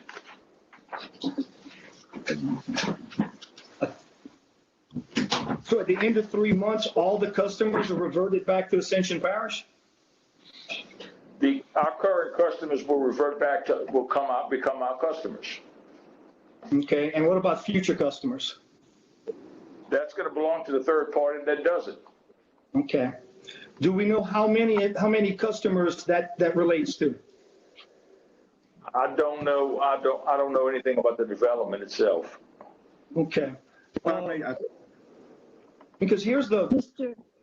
Excuse me, let's let Mr. Ken Dawson weigh in here. He seems to have something he wants to add. Okay. Yeah, the number of customers are currently about 90 to 120 customers that we currently have. There was a need to increase the system. That's why we went into this, because the developer wanted to expand the development so we can move forward with other treatment. So currently, that's what we have about, in this phase, about 120 or so customers that are currently on that system. Okay. That does not meet compliance issues. Yes, yes. The system right now is not meeting the discharge requirements of 525. And correct me, but I believe that these customers are part of the proposed sale of our sewer assets to NWI. Is that correct? Mr. Dawson? Yes, yes. Okay. Yeah, yeah. All I'm those sorry. Yes. I thought you were talking to the attorney at that point. No. It looks to me like Mr. Parrington turned the table on to you. So you got the floor, my friend. Okay. You can thank Mr. O'Neill later. No problem. So I guess what I'm asking on this particular situation, we actually have a current sale in process that we've approved that we want to send to the voters. That's indicating that we're selling to them our assets. It appears to me that we're going to be gifting these customers and not including them in the sale that we're proposing. I need to know how we can differentiate this question, how we can explain to the public where some are being gifted and others are going to be sold. I need to have an answer on that. We're not gifting. They're spending their money upgrading the system. Our system that doesn't meet requirements, they're spending their money on, and we're not gifting, we're selling assets. We're not selling customers. If you we look don't at know that, Mr. Parrington. With all due respect, there's 7 council members that don't know that. There were only 4 that were involved in the negotiations of whatever agreement has been made. There's 7 of us that don't know that for certain. And 7 of us have been asking that information. And so I guess where I'm at now is we need to know that. We need to have that confirmed, that that these customers are not a part of what we're proposing to the public in April. And I think that we need to table this as well as the next measure that we have before us until we know as council members the whole story of what we're voting on. And so with that, I'm making a motion that we table this matter until our next parish council meeting, which is in 2 weeks. We should give the council members sufficient enough time to review the appraisal that's been promised to us next Monday, so we can review that and confirm that the information that we're receiving is accurate. So I'm making a motion that we table this matter until the meeting on the 18th of February. Mr. Thomas. I can't hear you, Al. Coach, was that a second? Yeah, that was a second. Okay, so I have a motion and a second to table for 2 weeks. Mr. Lawler. Yes, I'd like to add a couple things to this. We're certainly not gifting anybody customers of any way, shape, or form. It should be remembered that every parish customer that we currently have is costing us about $120 per month. That's $4 million a year. That means that the people in Donaldsonville, their taxes are going to pay for sewer in Prairieville, Sanoma, Donaldsonville, everywhere. Their taxes are going for that. The people in Sanoma's taxes, the people in Prairieville's taxes are paying for 2,000 customers to receive sewer at a much reduced rate. Right now, they pay approximately $42.50 thereabout per month when the actual cost to the parish is approximately $160. So by saying that we want to keep these customers as our own and taking the risk that on April 24th, the people don't vote for the sewer plan means that we want to accept liabilities on current rates of about $140 to $120 every month. That's $4 million a year that we could put towards recreation, that we could put towards roads, that we could put towards drainage. And that's people from this entire parish are paying for 2,000 households to have an absurdly low sewer rate. So to me, this doesn't even make financial sense to say that we don't want to do this. We're not gifting anything. If this doesn't happen, the parish is going to have to take money and pay to upgrade this sewer plant that is already not meeting standards. And I fail to see how it's a good thing to wait to allow the parish to possibly have to pay money to add more customers that cost us $120 a month. If you look at your household and you say, hey, why am I paying so many taxes? Some of that goes to paying to reduce other people's sewer. $120 a month is a lot of money that our tax dollars go to keep this low. And I don't think that's a good use of tax dollars. I think that we should look at a way to get out of this. I can tell you that our transportation budget is approximately $8 million a year. If the sewer plan passes, we're going to have money to do more roads, to do more of the infrastructure work that everybody wants to do, because we're going to have $4 million a year that is not going to have to be spent on utilities. I urge everybody not to table this. Let's move forward this, and then to move forward with the sewer plan. Thank you. Other comments relative to the motion to table? Mr. Robert. I was just, I had a question about the order of it. So if once this motion's up here and we vote on this motion, it goes back to the actual motion itself, right? We don't have to do another. Okay, no. Cool. We'll return to the original motion. And yes, I think that everything that Aaron said, I feel like the rest of the council seems like they feel. So as soon as we can move to that, that'd be great. Mr. Melanson. Thank you, Chairwoman. So my question is for O'Neill. O'Neill, are current customers, not the future customers of the expansion, but are current customers in Belle Savon, this contract, are we permanently giving our current customers to this third party? No, they're going to be collecting the fees from them at this time to pay for that stuff, but we're not giving them to them. Thank you, sir. Mr. Quintmont. Thank you, Madam Chair. I just wanted to go on record saying I agree with Councilman Lawler. Now everybody can go buy a lottery ticket. Thank you.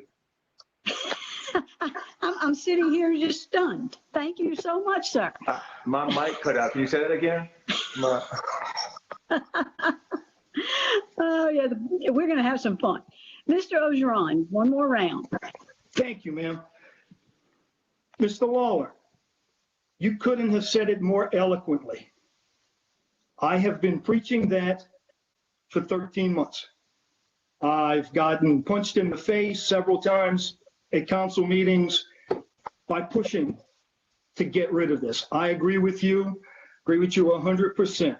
The fact that we're throwing away $4 million a year to subsidize sewer for a minute number of customers is absurd. We need to go forward with this deal. I've got no objection with moving forward with the deal. My biggest concerns are twofold. One, are we showing preferential treatment on granting these waivers for 2 developers while we ignored it for all these previous developers? I asked for a legal opinion. I asked for some sort of confirmation so that we could look at that and have something identified specifically for us. Hadn't gotten that. So I'm thinking that requesting 2 weeks to give everybody the opportunity to provide us that information is not a heavy burden on anyone. Secondly, most importantly, last August, we brought to the council, and there was a proposal to the council, to the administration, to sell these assets for $15 million. After 4 months of intense negotiations, I understand that we may get 10 million. My concerns are very valid. By gifting away, by turning over these customers, is that what's behind the parish losing $5 million on this deal? I don't know if that's the answer. I trust Ms. Casso, Mr. Melanson, Mr. Wagisback, and Mr. Laura when they shake their head and they say, no, that's not. But please understand, I represent the people of District 4. I have not been provided any documentation to answer that question. And I believe the citizens of District 4, as well as all the citizens of the parish, have the right to be fully informed prior to this election. I think it's a necessity. And all we're asking for is 2 weeks to be fully transparent, to provide this information, to answer the questions that we have. And I mean, if that's being onerous on the folks that were meeting to put this deal together, I apologize. But I think it's something we need to consider. I am not opposed to getting out of the sewer business. I'm not opposed of doing this action for Belle Savon's developer, and I'm not opposed to doing this action on behalf of Riverton. I'm just asking for enough time for us to be provided sufficient information so we can make an educated decision. I appreciate the fact that everybody wants to assure me that that is not the case. But as we've seen in government too many times before, and I think the wonderful quote that came from the federal government is, you get to understand the law after we pass the law. And I don't think that's the right way for us to go. We need to be informed. And that's all I'm going to say. And by the way, Ms. Chair, that's the same argument I'm going to have on the next matter. And so I'll just pass my motion without going into the diatribe. But thank you for the time. Thank you so much, Corey. Mr. Robert. I would actually extend to any developer in the parish, if they want to upgrade any systems to code, pay for it, and keep the customers, I don't think we would turn any of them down. I mean, it's them making these upgrades on our system on their dime. But I don't see the downfall in this. I don't see waiting on it. I feel like we need to move forward. I mean, everything in government takes enough time anyway. Let's just move forward and do this. Thank you, Mr. Robert. Mr. Dawson. Thank you, Madam Chair. I don't want to get this particular agenda item confused with the variance that's on the next agenda item. This particular contract really was working with the developer to allow them to improve the treatment system because they wanted to increase the number of customers, the number of units in the development. Because the old unit was not meeting the previous numbers, DEQ would not allow them to get an expansion on the system until the old system met the numbers. So in doing so, they asked, could we go in and try to do it at no cost to the parish? So the CEA was basically allowing them to go in and to actually operate the system, do modifications once they notify the parish of the modifications at their expense, and see if they could get the numbers where DEQ wanted them so that they could expand the subdivision and get more units in it. That is what we have discussed with DEQ with them. I've been on the phone with them. There are people that are trying to get into houses, and until they're able to show that the system meet those numbers, they won't be able to do so. This is only allowing them to go in and do that work. The time span of how long it's going to take to approve is going to be set by DEQ. They're saying the number of weeks or months and how many testing that they want to see. They're establishing that, but they're sending it to the parish because right now the parish is the permit holder. So as nothing can be reported, nothing can be communicated to the state agencies unless it comes to the parish. I had discussion with the developer today. We're working to get this done. We gave them initial access to it so they could do their assessment. So we're moving forward, but they need this CEA done so they could go forward with doing the testing and improvements to the system to meet those numbers. Thank you, sir. I do want to make a comment. These are my constituents. They are, many of them have sold their homes and bought homes in Belle-Sylvain. They have common closing dates, which is not uncommon. We go in and sell one house, we walk in the other room and buy another one. And when we do not make it possible as parish for them to get a DEQ permit to discharge, then those folks have nowhere to go. Their house has been sold and they cannot occupy their new home. So I believe that this is sufficient, that this is critical, that it's unique and critical, and that we need to do it in a timely fashion. So the motion is to table for 2 weeks. Mr. Melanson, one more comment. Thank you, Chairwoman. I'm going to be as brief as I can. To Mr. Ogeron's comments, I just want to state for the record that us potentially giving 60 customers to a third-party contractor to add on to this site did not cost us $5 million on our upcoming sewer deal. We are doing this because we all believe as a body, council and administration, that we do not need to take on any more sewer customers. We have proved time and time again, we are not efficient at running them. We lose money. It costs our taxpayers more things and to subsidize sewer. So I just want to go on. This did not cost money in a sewer deal. We're not losing customers. This doesn't hurt our appraisal. NWI could have offered us $200 million for our assets. The appraisals is what's going to dictate the sale price. So thank you. Thank you, sir. The motion and the second is on the floor. Are there any objections to the motion to table? I have 3 objections. I certainly object as well.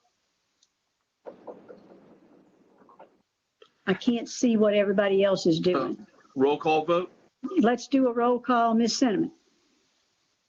Councilman Thomas.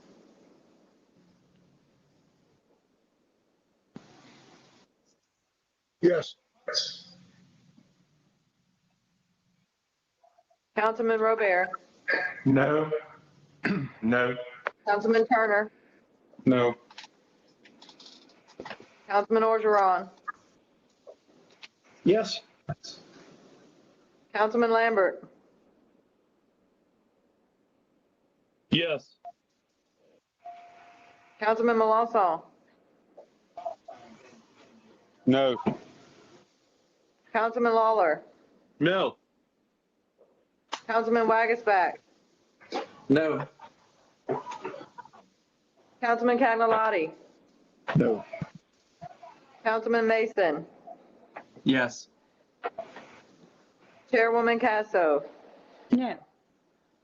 And the noes have that at 7-4. We will now move back to the original motion, which is to approve the CEA, fully vetted at this point. Does anyone have a motion for me on that? Have a motion by Mr. Lawler, a second by Mr. Robert. Are there any questions? Any objections?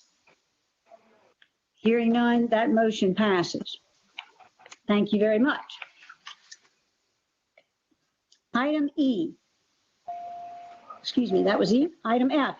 Approval of a variance in compliance with section 18-117.2 of the Code of Ordinances for Riverton subdivision to allow a third-party utility provider to furnish on-site wastewater treatment. Mr. Jerome, I think I saw you come in. I'll make a motion. Have a motion by Mr. Robert, a second by Mr. Lawler. Mr. Jerome, if you'll tell us what this is all about, please. The developer of Riverton Communities, Saturn Highway 22, is installing a sewer treatment plant. It's a temporary facility that lies in the front. It's going to allow the first and second phases of the project to move through. Once the temporary plant's removed, they're going to build a permanent plant. This is going to give a waiver for a third-party operator for this, not the parish, and they're going to move forward with this. All right. There's a letter in your packet that was sent by the developer's representative this afternoon explaining the situation, and I can answer any questions if you'd like. And he is here. Derek Murphy, representing the developer, is here as well to answer any technical questions regarding the matter. Thank you so much, Jerome. It's good to see you. I forgot to say hello. Thank you very much. Are there any questions at this time? We have a motion and a second to approve the variance. Are there any objections? Hearing none, that motion passes. Item G. Item G, gentlemen, is my item on the agenda. It is the procedure, fairly just a little skeleton of a procedure in order to begin the conversation about the process to interview and appoint an assessor for the, a registrar for the Ascension Parish Registrar of Voters. So I put together what I think is just a little skeleton of a proposal. I certainly would entertain any and all amendments to it so that we can get this procedure in place and all of you will feel like it is a great work product. Mr. Turner. I do have one amendment to make to it. And I'm going to read it out. The councilman will submit proposed questions for the applicants on or before February 11th. The committee will consolidate and divide the questions into 3 sets, 1 set for each interview session. The chair will ask those 3 questions. Each candidate will also be requested to sequester him or herself during the interview session of their group. And finally, the parish will offer an appropriate place for the sequestered group each night. Thank you. Is there a second to Mr. Turner's motion? I have a second from Mr. Cagnolati. All right, any questions? Any other amendments on another section? Because I think, Cinnamon, can we appropriately vote on more than one amendment at a time, or should we amend one thing at a time? No, this is a procedure that you're looking to develop, so you can make the amendments and then vote on it at the end. Okay, so we have one amendment.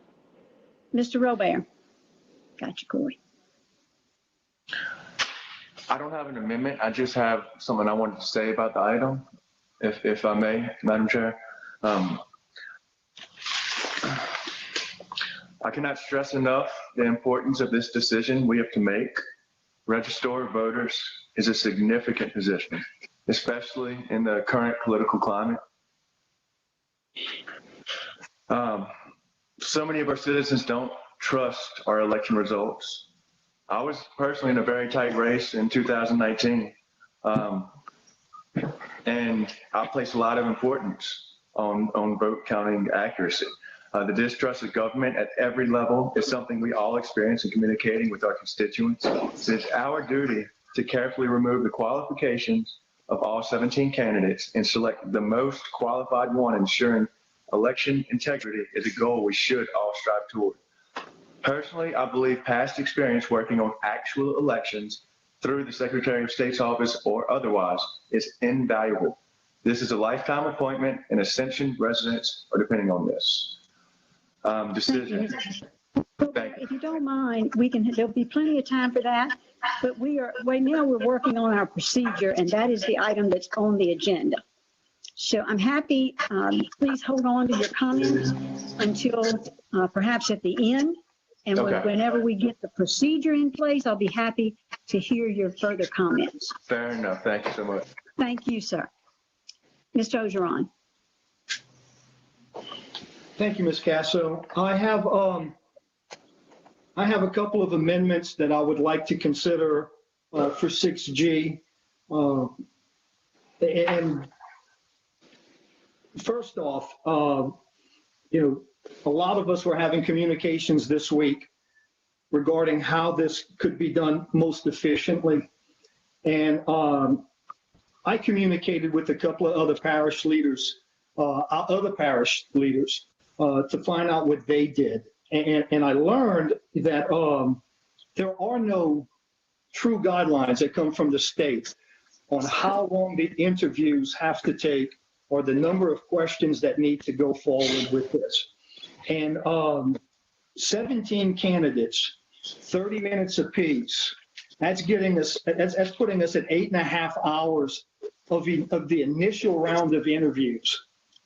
And then we're looking at the possibility of maybe having to go through a round 2, where council members may want to ask questions of the runoff people.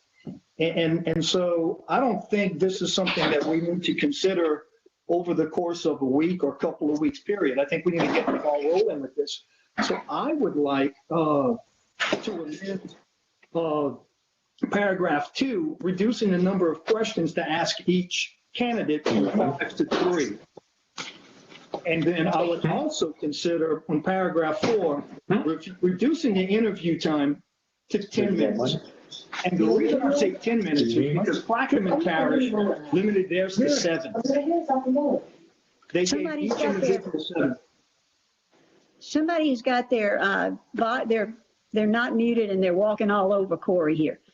So, do you need me to repeat that, ma'am? Yes, please. Okay. Paragraph 4, I'm recommending that we reduce the interview time from 30 minutes per applicant to 10 minutes. And the reason I'm saying that is other parishes, most particularly Plaquemine Parish, recently selected a registrar and they did theirs at 7 minutes. And so I'm thinking that this 30-minute period, although we want to give everybody the full opportunity to share with us, all of their thoughts and all of their promises on, and I don't know if we need to go 30 minutes to interview these folks, especially since they provided us with such eloquent resumes. If we do our due diligence up front, we can probably save a lot of time on the back end of it. And so with that, I'm asking that, we at least consider reducing it. I'm not stuck to 10 minutes. I mean, if we want to reduce it to 15, I'm more than willing to listen to that. But I'm thinking 30 minutes is just way too long on these folks. And if we do it at 10 minutes, we could possibly get it done in one night. I mean, it'd be a 3-hour night, but we could get it done in one night without having to worry about sequestering questions and concerned about people getting a heads up if they get on day 2 or day 3. And then the last part of it that I would like to introduce is the election process. Excuse me real quick. Sure thing. Excuse me real quick. I hate to cut off Councilman Ogeron. No, that's okay. But I'm thinking maybe it might be a good idea if we vote amendment by amendment, because so we already have 2. We have one from Travis. We have one from Corey. Corey's going to introduce a second, and I would like to introduce one. I agree. I was just kind of trying to, I was waiting for my break. Okay. Yeah, I'm just throwing it out there. Yeah, I'd like to I'm just do throwing that. idea out there. Sure. Yeah, I appreciate that. And certainly, that's where I was heading as well. So the first amendment is Councilman Turner's amendment, for which there is already a motion and a second. So since we're obviously going to have some pretty extensive amendments, let's do them one at a time. What is the will of this council on the amendment relevant to number 2? Mr. Parrington. Yes, I agree with Councilman Turner, except the only thing is you can't make a candidate leave the room. It's required that it be held as an open meeting. So I think you can request them, and obviously consider that in their qualifications. You can't make them leave the room. Yeah, that's why we said request. Right. I'm going to have it's going to be a real vote of character, or a real indication of character to me if somebody refuses to afford other people the opportunity to do their interview without them present. But, may I address Mr. Parrington's comment? Yes, you may. Okay. My concern about the request is exactly what Councilwoman just said. We request them to leave. It gives us an opportunity to appreciate their character. That is all the same as telling someone they have to leave. Just, by giving them that as an influence, by making them believe that leaving would benefit their chances, I do believe that that is a violation of the open meetings law. So I don't think we can even ask them to, I don't think we can even request them to leave. I think we need to keep them in there for that purpose. Mr. Parrington, your thoughts? That's what we're here for. I think you can ask them, you just can't make them leave. Thank you very much. But that's passive request. You can ask them. Yeah, but that's a passive enforcement, O'Neill, and there's the problem with it. You're looking at a passive enforcement with an open meeting law. I think after the fact, someone can come back and say they felt pressured to leave. Now we have a problem with open meetings law. Well, they have to prove that, and I think it'd be upon them to prove it. Okay. You're the lawyer. I just play one at daytime. You're not telling them to leave. You're trying to create a fault. You're asking them to step out. You're asking everybody who's going to be interviewed to please step out so you can have a formal interview. So they don't have to sit there and regurgitate each other's answers. They can say no. They can sit there. They can interview and then say, I will, and then say, no, I'm not leaving, and you can't do anything about it. Absolutely. So our motion, the first motion is Mr. Turner's. We have a motion and a second. Are there any objections to that amendment? Mr. Ogeron has an objection. Roll call, Madam Secretary. Councilman Thomas.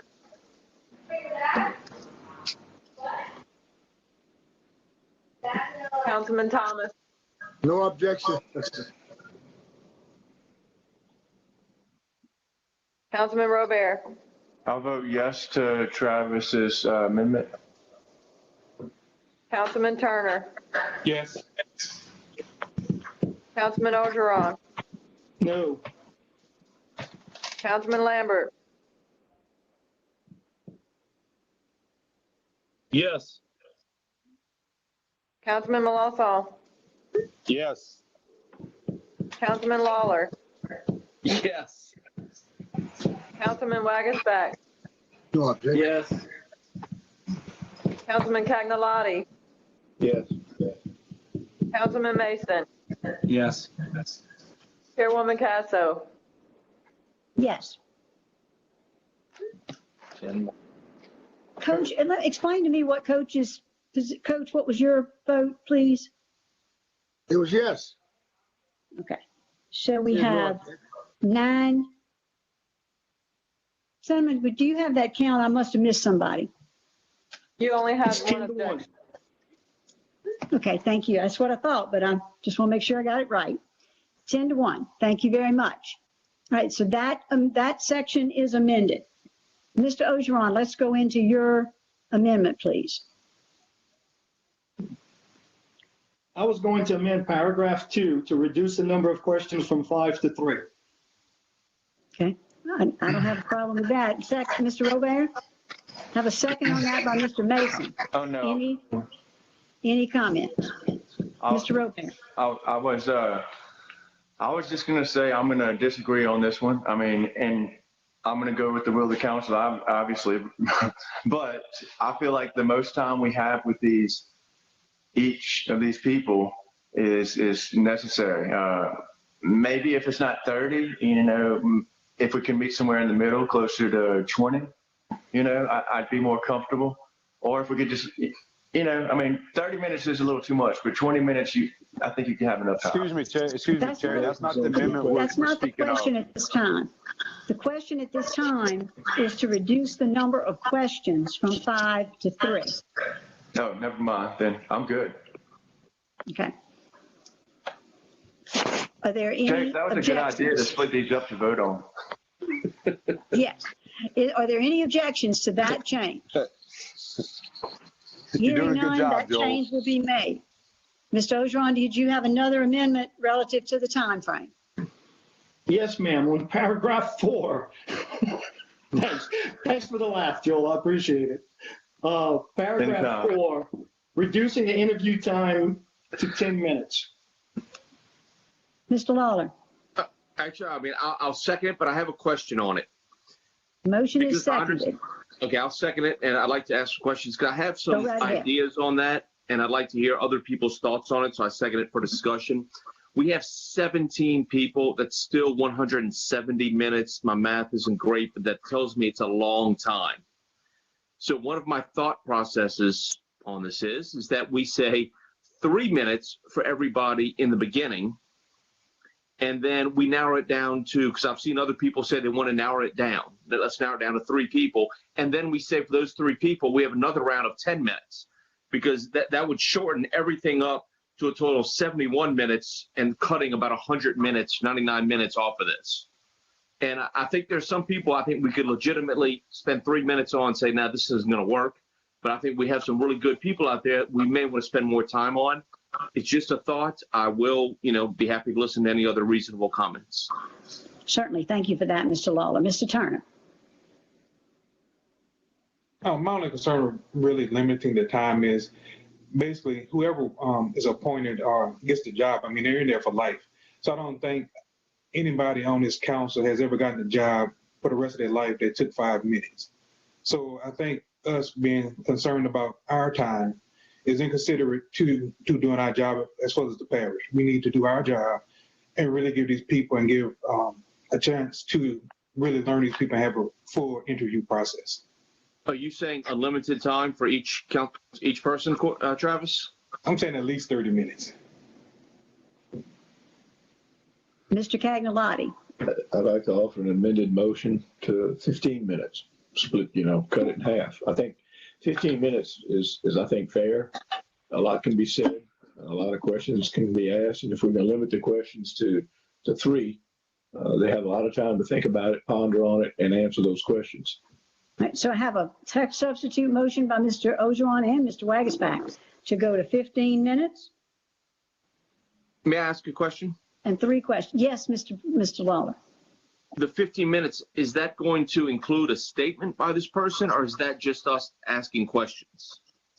What is going to happen, I hope, and I've suggested in my procedure, is that we would have a statement, an opening statement, and then the chair will ask the questions that you all have submitted, so that they're only having to speak to one person, not have to hear different people's voices when they're being asked.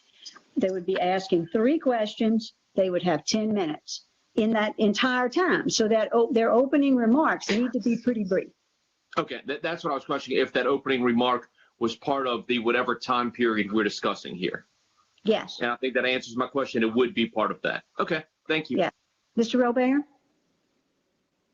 I kind of like a combination of what I'm hearing.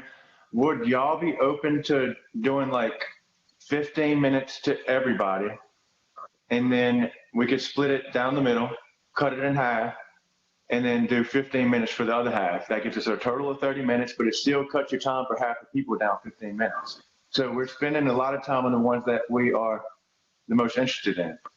Or we could even make it a 3-step and split that last group into 2 and just do 10 minutes and 5 minutes. And you'd only do the last 5 minutes with the last quarter of them. I know that sounds really complicated, but that way we're spending a lot of time with the last few that we're dealing with. And we could do that on multiple days, so that would really split up time.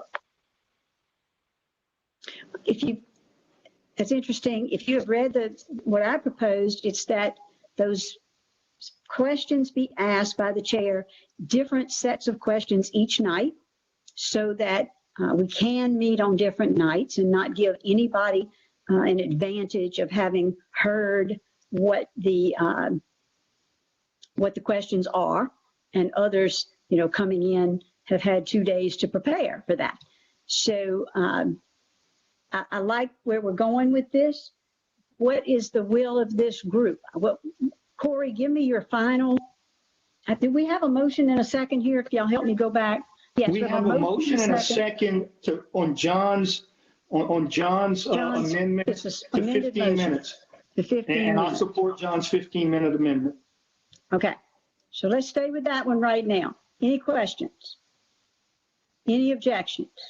So that is amended to 15 minutes total. And now, are there any further amendments? I have a third one, Ms. Terry, Please. if I may. Sure. Paragraph 7, when it comes to the voting on these individuals, my recommendation is to keep it as simple as possible. You have the 17 candidates put in front of us. Each council member votes on the candidate of their choice. Just like we do in every regular statewide election or parish-wide election. Each councilman votes on the person of their choice. If someone gets 6 votes, they obviously win. If there's less than 6 votes between any of the candidates, we have a runoff between the 2 top vote getters. That's about as simple as we can make it. It keeps the complexity out of, we're going to do 3, we're going to do 5, we're going to rate them from 1 to 17. I think this way we just, we do it just like the regular public does. We vote on our favor, and if there's a runoff, we have a runoff. That's my motion. Does that motion carry a second? Have a second by Mr. Mason for the simplified vote version by Mr. Ogeron. Chase, what's your comment? I'm gonna go ahead and I'm gonna triple stamp Mr. Ogeron's double stamp, and I'm gonna make an amended motion to his motion. I emailed everyone earlier today a little Excel spreadsheet, and the motion I'm sorry, I had it pulled up. My amended motion on number 7 on the voting is that on the full group of 17 people, is that each council member ranks their top 3, 3, 2, 1, with 3 being your top choice. And so that first round, we go off of a point system. 3, 2, 1. Every council member gets 3 votes on 3 people. From that point, we narrow down from 17 to 3.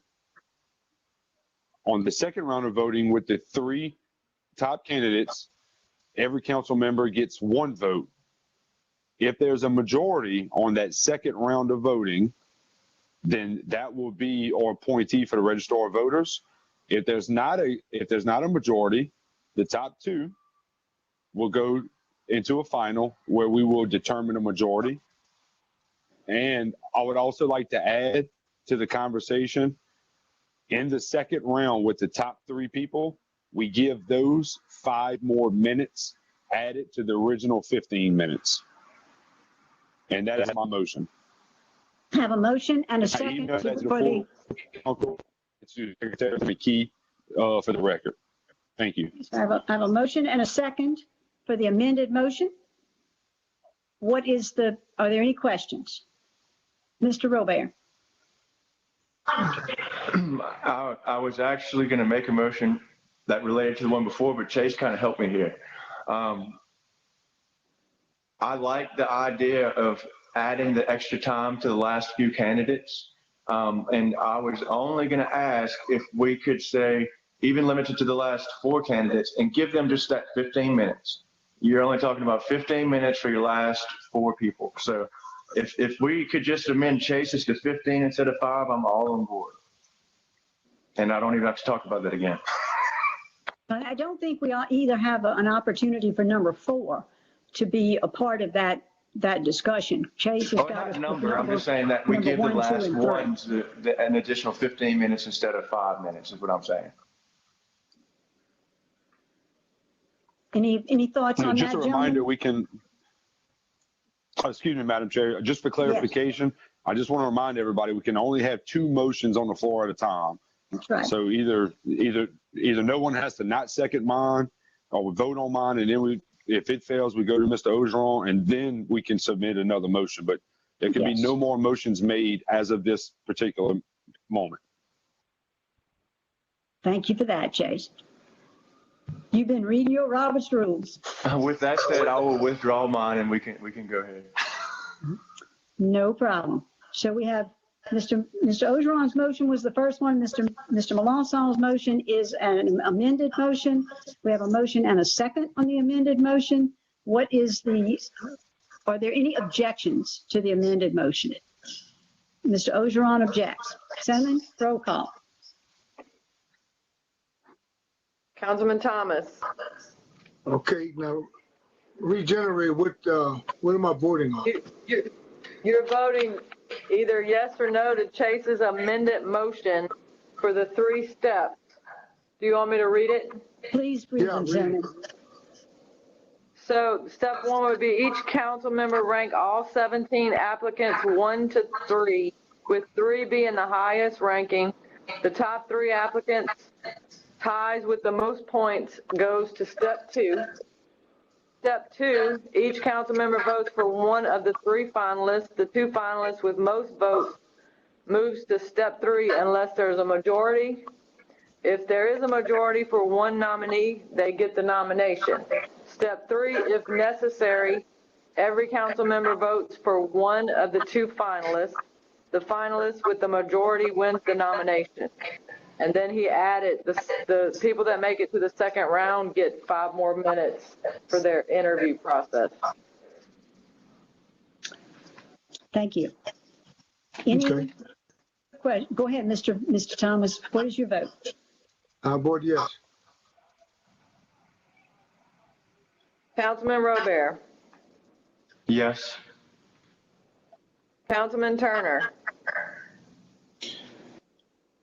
Just for clarification, how many minutes do they get on the first round? It would be the 15 minutes that you passed earlier. Okay, yes. Councilman Orgeron. No. Councilman Lambert. Yes. Councilman Melanson. You're breaking up, Senator. Okay. Everybody needs a mute.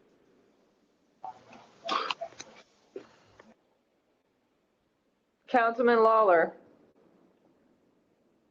Well, I just muted. I took it off of mute because I thought I knew what was next.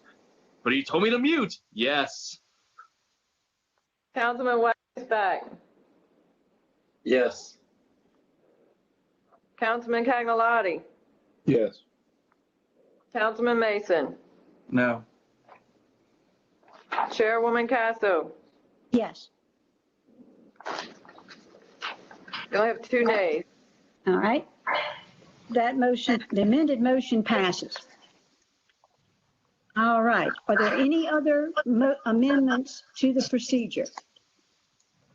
This time then, the chair will hear from Mr. Robach. I have one. Yes, ma'am. Yes, sir. So what we just amended and put in there in Chase's amendment, I'd like to make a motion to amend that in round 2, we offer the 3 people 15 minutes in round 2. And that gives 15 minutes to our final 3 candidates before we vote. So I guess the motion is to add 15 minutes of interview time to the candidates in round 2. Mr. Melanson. Yeah, just for clarification, because I'm in muddy waters here. Can we amend something that we just voted on? Well, it's actually now it's a real thing that you voted on it. So yeah. Okay. Yeah, he can now amend that if he so chooses. Do you have a second? Do we have a second for Mr. Robert's motion to add another 15 minutes for those candidates at the end in the second round? That motion dies for lack of a second. Are there any other motions or amendments that would need to be made? Mr. Cagnolati. I just motion to approve the proposed process as amended. Second one from Mr. Ogeron. And are there any further comments that anyone would like to make at this time? I want to thank you, gentlemen, before we vote, for your engagement in this process. It was important to me that you all be as engaged as you have been, so that at the end of the day, everybody would be happy with the process, and we will choose this most important position in an agreed upon fashion. All right, so thank you very much. Mr. Robert, did you have a comment you wanted to make? No, ma'am. Thank you. I don't. Does anyone else have a comment they would like to make at this time? Thank you. All right, let's move along.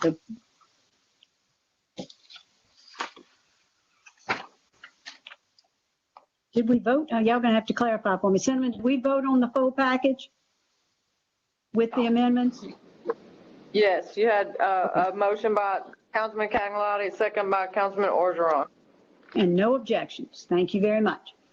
Okay, that's done. Moving on to item 7, introduction of ordinances, letter A. Introduction of an ordinance to amend the Ascension Parish zoning map from light industrial to heavy industrial, zoning review IDPZ 2497.20, lots 42-A-1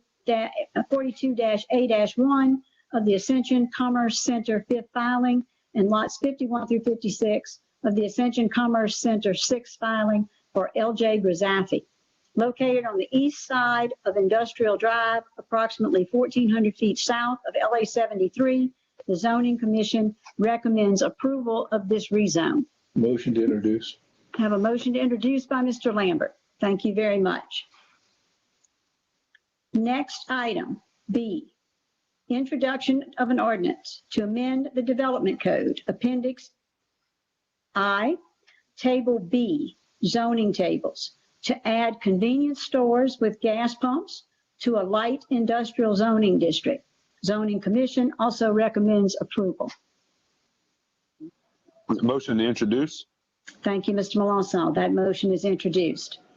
There's also a public hearing here, and all of you, I'm sure, remember that the creation of road districts is required to have 2 public hearings. So this is a public hearing to consider an ordinance creating a road infrastructure district designated as Ascension Road Infrastructure District ID-2021-1 pursuant to the code. Motion to open public hearing. Thank you. It's already been done. Item D, the chair would introduce a motion to move the ordinance, or the introduction of the ordinance. Motion. Have a motion to introduce the ordinance.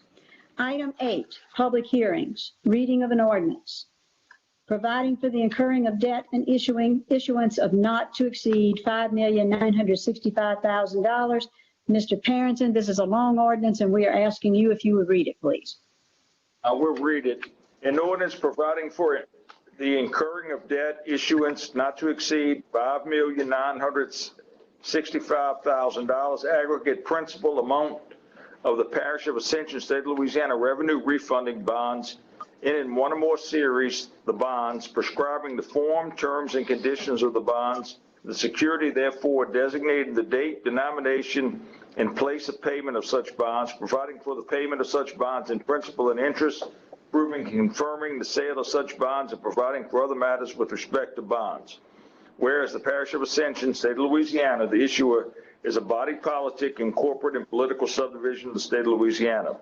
Whereas the issuer has heretofore issued its $9,220,000 revenue refunding bond series 2012, which approximately $5,445,000 is currently outstanding. The series 2012 bonds, the proceeds of which were used to refund certain maturities of the $9,595,000 revenue bond Parish of Ascension Library Project Series 2005, which were issued for the purpose of financing the acquisition, construction, and equipping of new public library facility in the Parish of Ascension, State of Louisiana. Whereas in the order to provide debt service savings, the issuer, acting through the governing authority, the Parish Council of the Parish of Ascension, State of Louisiana, the governing authority now desires to refund any and all of the maturities of the Series 2012 Louisiana bonds and the refunded bonds pursuant to the provisions of Article 14, Title 39 of Louisiana Revised Statutes 1950, as amended by LARS 39-1430, as amended in other constitutional and statutory authority, the Act. Whereas pursuant to the Act, the issuer now desires to accomplish such refunding through the issuance of not exceeding $5,965,000 of its revenue refunding bonds in one or more series, the bonds to be payable from income, revenues, and receipts of issuer derived from any source whatsoever, so long as such income, revenue, and receipts are legally dedicated for the purpose incompatible with the bonds, the pledged revenues.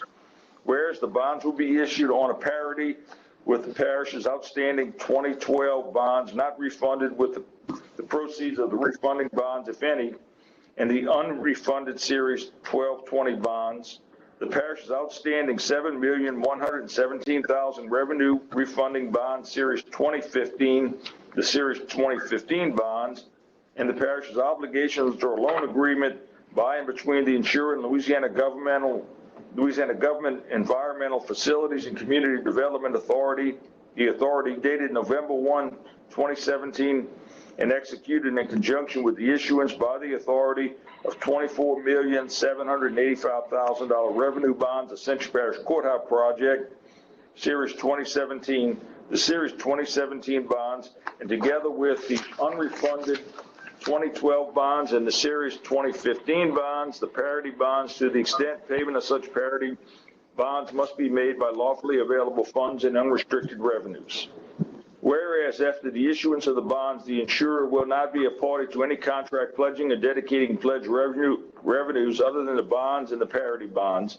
And whereas pursuant to, in accordance with the provisions of the Act and this ordinance, the proceeds of the bonds will be used for the purpose of refunding the refunded Series 2012 bonds, funding a reserve fund or purchasing a reserve fund surety bond if necessary, and paying the cost of issuance of the bonds. Whereas it is the desire of this parish council to fix the details necessary with respect to issuance of the bonds and to provide for the authorization and issuance of security for such bonds. Whereas the parish council has found and determined that it is necessary and desirable to approve the sale of bonds to D.A. Davidson and Company, Denver, Colorado, the purchaser, and authorize the chairman of the governing authority and/or parish president to execute the purchase agreement with the purchaser, the purchase agreement within the parameters set forth herein. And whereas the parish council further desires to proceed with the issuance and sale and delivery of the bonds to the purchaser and take action as may be necessary to accomplish such issuance, sale, and delivery of the bond. Now, therefore, be it ordained by the Ascension Parish Council, Parish of Louisiana, State of Louisiana, acting in the governing authority of the issue as follows. Section 1, definitions, as used herein, the following terms shall have the following meaning unless the context otherwise requires. Act means Chapter 14 of Title 39 Louisiana Revised Statute of 1950 as amended, LARS 39-1430 as amended, and other constitutional and statutory authority.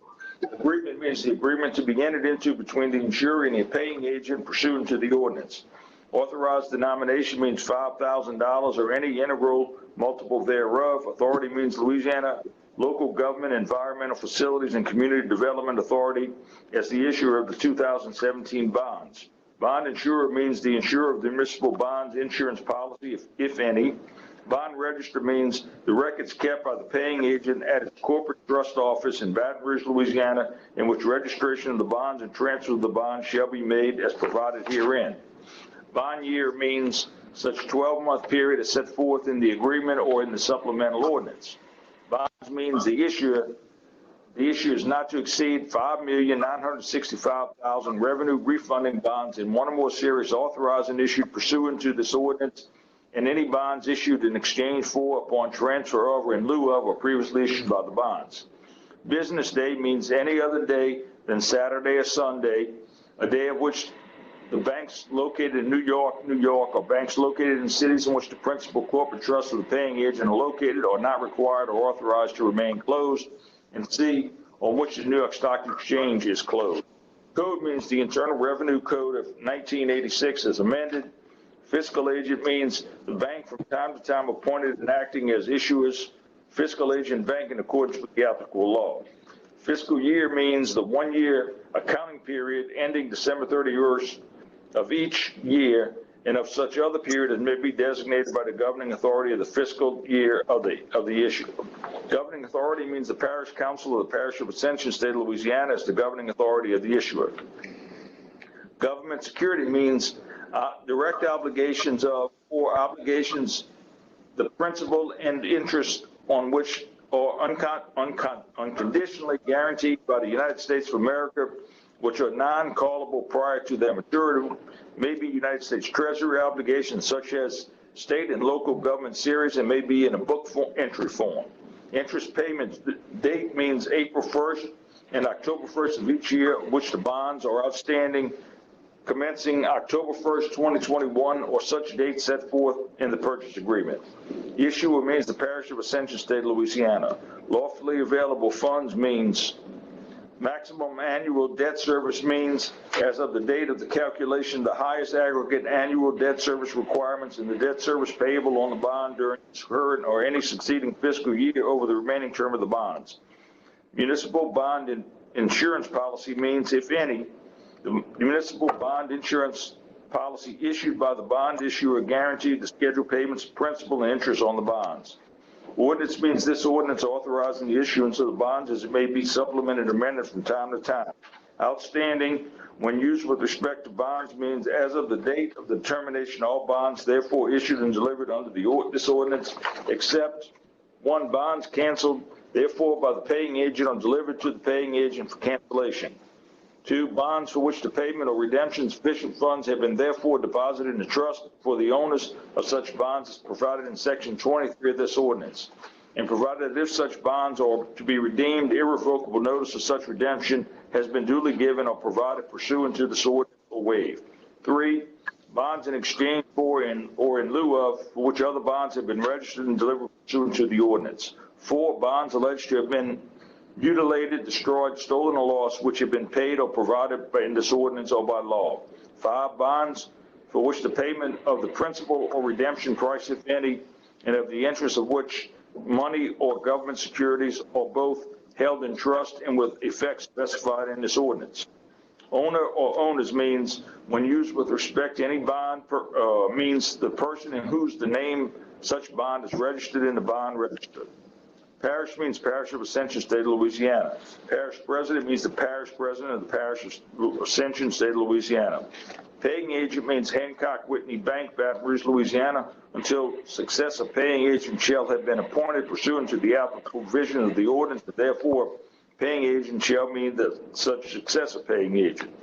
Person means any individual, corporation, partnership, joint venture, association, joint stock company, trust, unincorporated organization, or government, or any other agency or political subdivision thereof. Pledge revenues means the income, revenues, and receipts of the parish derived from any source whatsoever, so long as such income, revenues, and receipts are not legally dedicated for the purpose incompatible with the bonds. Purchase agreement means the purchase agreement by which by and between the issuer and the purchase regarding the sale of the bonds. Purchaser means D.A. Davidson and Company, Denver, Colorado, the original purchaser of the bonds. Qualified investments shall mean investments specified in LARS 332955. Record date for the interest payable on any interest payment means the 15th calendar of the month next preceding such interest payment date. Redemption price means with respect to any bond or portion thereof to be redeemed, 100% of the principal amount thereof plus accrued interest, if any, payable upon redemption of such bond pursuant to this ordinance. Refunded Series 2012 bonds mean the Series 2012 bonds being refunded with the proceeds of the bonds as specifically described in the purchase agreement. Reserve fund means the debt reserve fund created pursuant to Section 9C hereof. Reserve fund alternate investment means an irrevocable letter of credit issued by a bank or surety bond issued by an insurance company, meaning the requirements of Section 10 hereof. Reserve requirement means the lesser of 10% of the par amount of the bonds or 125% of the average annual debt service on the bonds or 100% of the maximum annual debt service with respect to the bonds. Series 2012 bonds means the issuer's revenue refunding bonds, Series 2012, issued in the principal amount of $9,220,000. Series 15 bonds means the issuer's revenue refunding bond, Series 2015, issued in the original principal amount of $7,117,000. Series 2017 bonds, the issuer's obligation pursuant to the loan agreement by and between the issuer and the authority dated November 1, 2017, executed in conjunction with the issuance of the Authority of Revenue Bonds, Ascension Parish Courthouse Project 2017, issued its original principal amount of $24,785,000. Unrestricted revenues means the income, revenues, and receipts of the issuer derived from any source whatsoever, so long as such income, revenue, and receipts are not legally dedicated for purposes incompatible with the bonds. Section 2, authorization of bonds maturities. In compliance with the terms and provisions of the Act and of the constitutional and statutory authority, there is hereby authorized the incurring of indebtedness of an amount not to exceed $5,965,000 for and on behalf and in the name of the issuer for the purpose of refunding any and all refunded bonds, funding a reserve fund or purchasing reserve surety bond if necessary, and 3, paying costs of issuance of the refunding bonds, including premium for the bond insurance policy if necessary. The bond shall be fully registered form, shall be dated, the date of the delivery thereof shall be issued in the denomination of $5,000 or any integral number thereof within a single maturity each and an authorized denomination, and shall be numbered from R-1 upward. Bond shall bear interest from the date thereof or from the most recent interest payment date to which interest has been paid or duly provided, payable on each interest payment date commencing October 1, 2021, or such date as set forth in the purchase agreement at the rates and interest and annum set forth in the purchase agreement. Such rates not to exceed 5% per annum, using a year and 360 days comprised of 12 30-day months. The bond shall become due and payable and mature on the date set forth in the purchase agreement. However, the final maturity date of the bond shall be no later than April 1, 2032.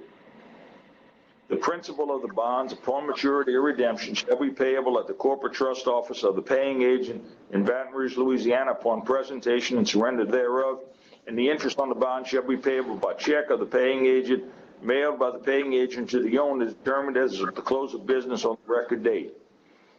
At the date shown on the bond register, each bond delivered under this ordinance upon transfer of, in exchange for, or in lieu of any bond shall carry all the rights to the interest accrued and unpaid and to accrue, which will carried by such other bond, and each bond shall bear interest as here set forth. So neither gain nor loss in interest shall result from such transfer, exchange, or substitution. No bond shall be entitled to any right or benefit under this ordinance or to be valid or obligatory for any purpose unless there appears on such bond certificate of registration substantially in the form provided by this ordinance, executed by the paying agent by the manual signature. Section 3, redemption provision. The bond may be subject to redemption prior to maturity at the option of the issuer as set forth herein. The bonds may be subject also to mandatory single fund redemption as set forth in the bonds. Section 4, registration and transfer. The issuer shall cause the bond register to be kept by the paying agent. The bond may be transferred, registered, or assigned only on the bond register, and such registration shall be at the expense of the issuer. A bond may be assigned by the execution of an assignment form on the bond or by other instruments of transfer and assignment acceptable to the paying agent. A new bond of bonds will be delivered by the paying agent to the last assignee, the new owner, in exchange for such transferred and assigned bonds after receipt of the bonds to be transferred in proper form. Such new bond of bonds shall be in the authorization domination. Neither the issuer nor the paying agent shall be required to issue, register, transfer, or exchange any bond during the period beginning at the opening of business on the record date and ending at close of business on the interest payment date. Section 5, form of bonds. The bonds and endorsements to appear thereon shall be substantially in the form attached as Exhibit A. Execution of bonds. The bond shall be signed by the chairman of the governing authority and/or the parish president and attested to by the council secretary and the governing authority on behalf in the name and under the seal of the issuer, which signature may either be manual or facsimile. Section 7, pledge and dedication of pledge revenues. The bond shall be secured by and payable in principal and interest solely by the pledge and dedication of pledge revenues. There is irrevocably pledged and dedicated to the payment of bonds an amount pledged revenue sufficient to pay the bonds in principal and interest as they mature. Until the bonds shall have been paid in full in principal and interest, the governing authority does hereby obligate the issuer itself and its successors in office to budget annually a sum of money sufficient to pay the bonds and the interest thereon as they respectfully mature, including any principal and/or interest theretofore matured and then unpaid, and to levy and collect in each year taxes and to collect other revenues within the limits prescribed by law sufficient to pay the principal and interest of the bonds. Section 8. Neil, you're on mute. You're on mute. Huh? You're on mute. Do that again. No, I'm not. Additional parity bond. The issuer shall issue no other certificates, revenues, or other debt obligations of any kind of nature payable from or enjoying a lien on pledged revenues having priority over or parity with the bonds, except the additional certificates may hereinafter be issued on parity with the bonds under the following conditions. Additional parity bonds secured by pledged revenues, unrestricted revenues, or lawfully available funds may be issued if the average pledged revenues, unrestricted revenues, or lawfully available funds for the last 2 fiscal years immediately preceding the issuance of the additional parity bonds must be and have not been less than 1.5 times the maximum annual debt service in the succeeding fiscal year on the bonds. The parity bonds, but not including certificates which have been refunded or provisions otherwise made for their full and complete payment and redemption, and the additional parity bond so proposed to be issued for the purpose of calculating maximum annual debt service. It shall not include any debt service on bonds, notes, or other obligations that are payable from a dedicated revenue source which would not otherwise be component parts of the pledged revenues, unrestricted revenues, or lawfully available funds. 2, the existence of the facts required by one above must be determined by a certificate executed by the chief financial officer of the issuer. Section 9, creation and use of funds and accounts application of bond proceeds. Upon delivery of and payment of the bonds, the following special trust funds and accounts shall be established and maintained by the paying agent pursuant to the agreement, so long as any bonds are outstanding to be used for the following purpose. A, bond proceeds fund. The bond proceeds fund is hereby created and shall be maintained with the paying agent and used to receive proceeds of the bonds. The paying agent shall immediately transfer such amount specified in the agreement to cause the redemption of the refunded bonds, to retain therein such amount required to pay cost of issuance, as such shall be set forth in the agreement and used to pay such cost of issuance in accordance with the agreement, and if required to either transfer to the reserve fund an amount equal to the reserve requirement or deposit the reserve fund alternative investment meeting the qualifications set forth in section 10. B, the debt service fund is hereby created, shall be maintained by the paying agent. 5 days prior to each interest payment date, the issuer shall deposit in the debt service fund such amount required to make principal and interest payments due on said interest payment date. The paying agent shall use all the monies on deposit in the debt service fund to make principal and interest payments to the bondholders as set forth in the agreement. It shall be specifically understood and agreed, however, that the pledged revenues has actually been set aside out of the revenues of any fiscal year sufficient to pay the principal and interest on the bonds and for that fiscal year. All required amounts have been deposited in aforesaid debt service fund established for the bonds, and any excesses pledged revenues remaining in the fiscal year shall be free for expenditure by the issuer for any other lawful corporate purpose. C, the debt service reserve fund will be created if required and shall be maintained by the paying agent and used to receive a portion of the proceeds of the bonds in the amount of the reserve requirement or reserve fund alternative investment as set forth in A above, and to transfer to the debt service fund such amount as shall be necessary to make payments and principals and interest on any interest payment date. Monies held in the paying agent and reserve fund may be invested in a qualified investment, and earnings in such money shall be transferred to the debt service fund and applied as credit against the issuer's next installment of interest on the bonds. If the paying agent applies money, excuse me. If the paying agent applies monies in the reserve fund to payment of the principal of and the interest of the bonds, the paying agent shall give immediate notice to the bond issuer of any. If the money held in the reserve fund, including interest earnings, exceeds the reserve requirement of the bond, an amount equal to such excess shall be transferred by the paying agent to the debt service fund.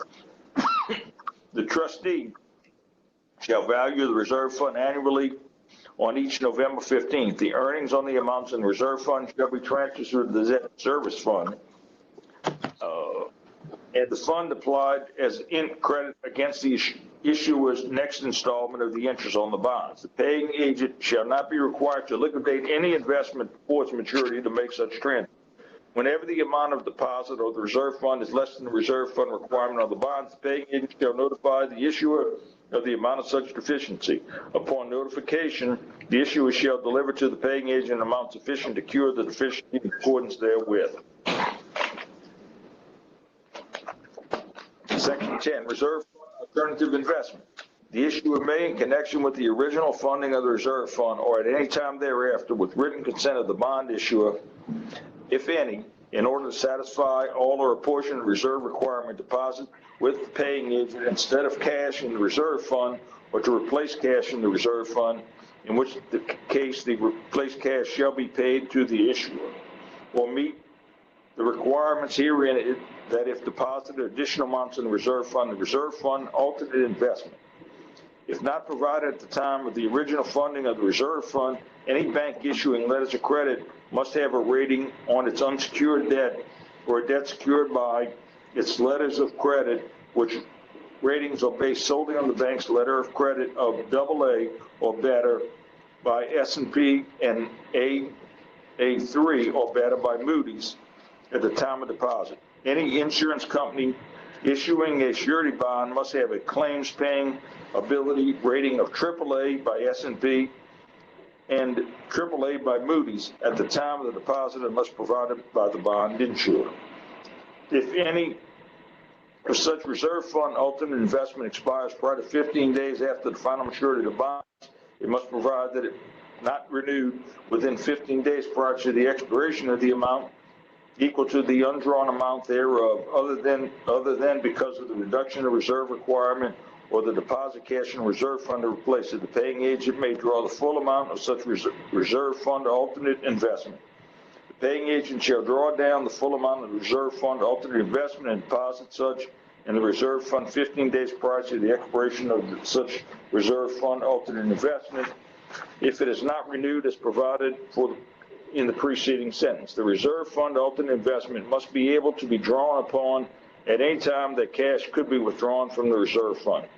Prior to accepting any such reserve fund alternate investment obtained subsequent to the closing date, the paying agent, the issuer, and the bond insurer, if any, must receive a bond counsel opinion that such acceptance and any payment of funds in the reserve fund to the issuer is authorized by this ordinance and will not adversely affect the exclusion of interest on the bonds from the gross income for the purposes of federal income taxation. If a disbursement is made under the reserve fund alternate investment deposited in the reserve fund, the issuer shall be obligated to reinstate the maximum limits of such surety bond immediately following such disbursement as required by the terms of reserve fund alternate investment. Section 11, municipal bond insurance policy. If there is a municipal bond insurance policy in effect guaranteeing the scheduled payments of the principal and the interest of the bonds, the issuer is hereby authorized to execute and deliver the insurance agreement to the bond insurer. setting forth the rights and obligations of the bond insurer and the payment procedures pursuant to the municipal bond insurance policy and the reserve fund alternate investment, if any. Section 12, budget order.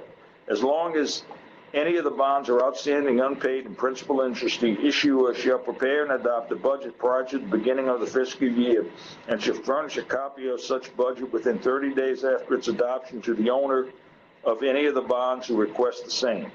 Not later than 6 months after the close of each fiscal year, unless such date is extended pursuant to the laws of the state of Louisiana or by virtue of executive order of the governor of the state of Louisiana, in the event of a natural disaster or similar event, the issuer shall cause an audit of the books and accounts to be made by the legislative order or an independent firm or certified public accountant, such showing the receipts and disbursements made by the issuer during the previous fiscal year. Such audit shall be available for the inspection by the owner of any bonds. Section 13, preparation of bonds. The chairman of the governing authority and the parish president, the chief financial officer, and/or the council secretary are hereby empowered, authorized, and directed to do any and all things necessary and incidental to carry out all the provisions of this ordinance to cause the necessary bonds to be printed, lithographed, to issue, execute, and seal bonds, and to effect delivery thereof as hereinafter provided. Section 14, bonds legal obligations. The bond shall constitute legal binding and valid obligations of the issuer and shall be the only evidence of the indebted herein authorizing created. Section 15, ordinance and contract. The provision of this ordinance shall constitute a contract between the issuer or its successor and the owner or owners from time to time of the bonds, and any such owner or owners may, at law or in equity, by suit, action, or mandamus or other proceedings, enforce and compel the performance of the duties required to be performed by the governing authority or the issuer as a result of the issuing bonds.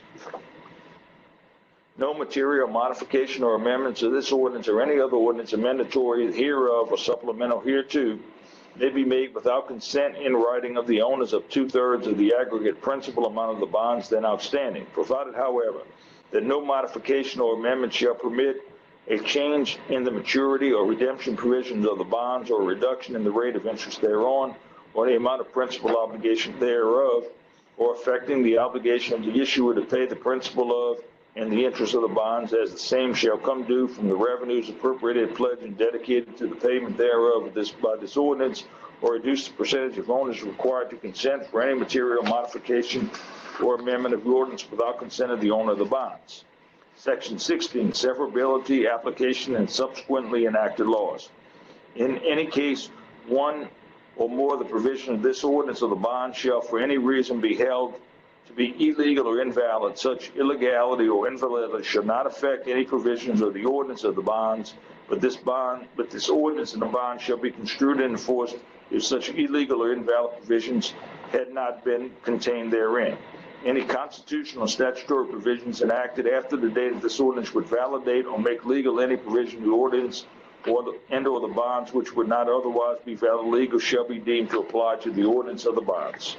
Section 17, recital of regularity. The governing authority, having invested the regularity of the proceedings had in connection with the bond and having determined the same to be regular, the bond shall contain the following recital to wit.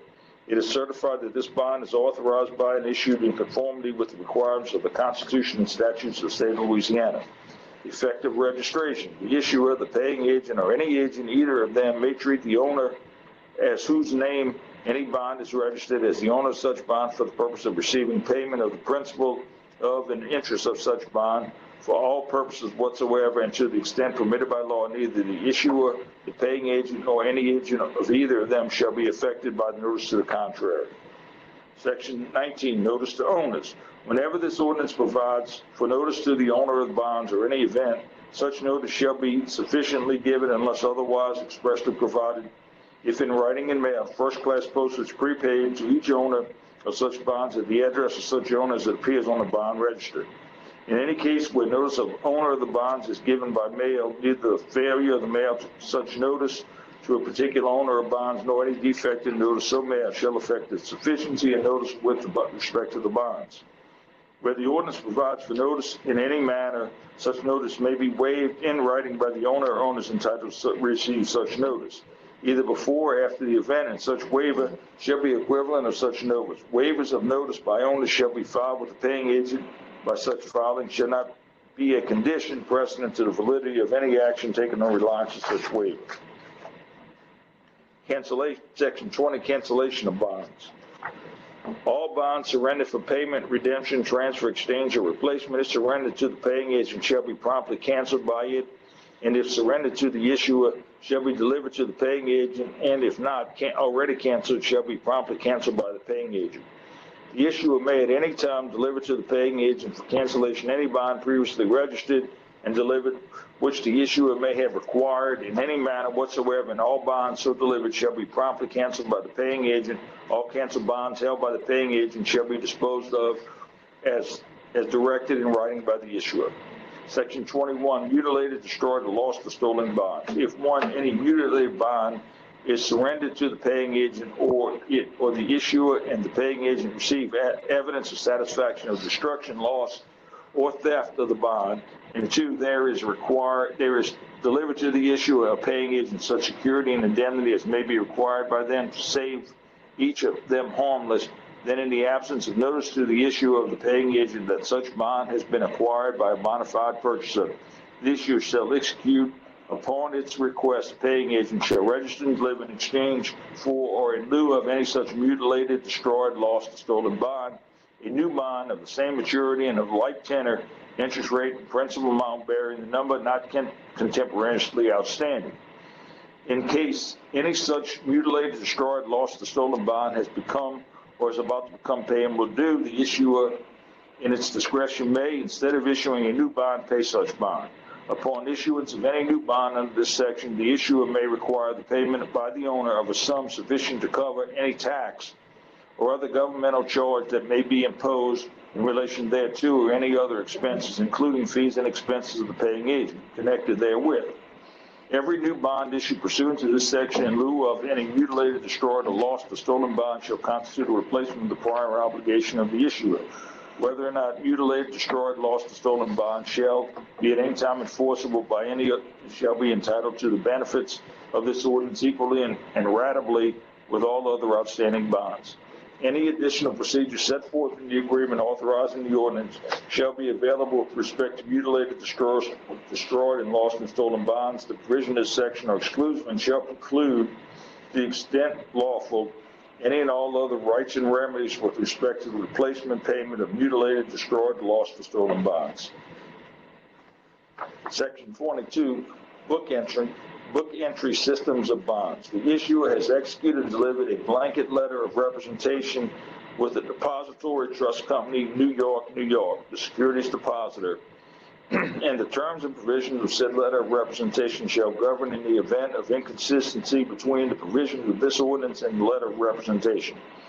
All bonds issued hereunder will be issued as a single bond for each maturity in the name of the Depository Trust Company, New York, New York, the securities depository, or its nominee, which will act as the depository of the bonds. Bonds issued to the securities depository pursuant to the terms thereof shall constitute book entry bonds.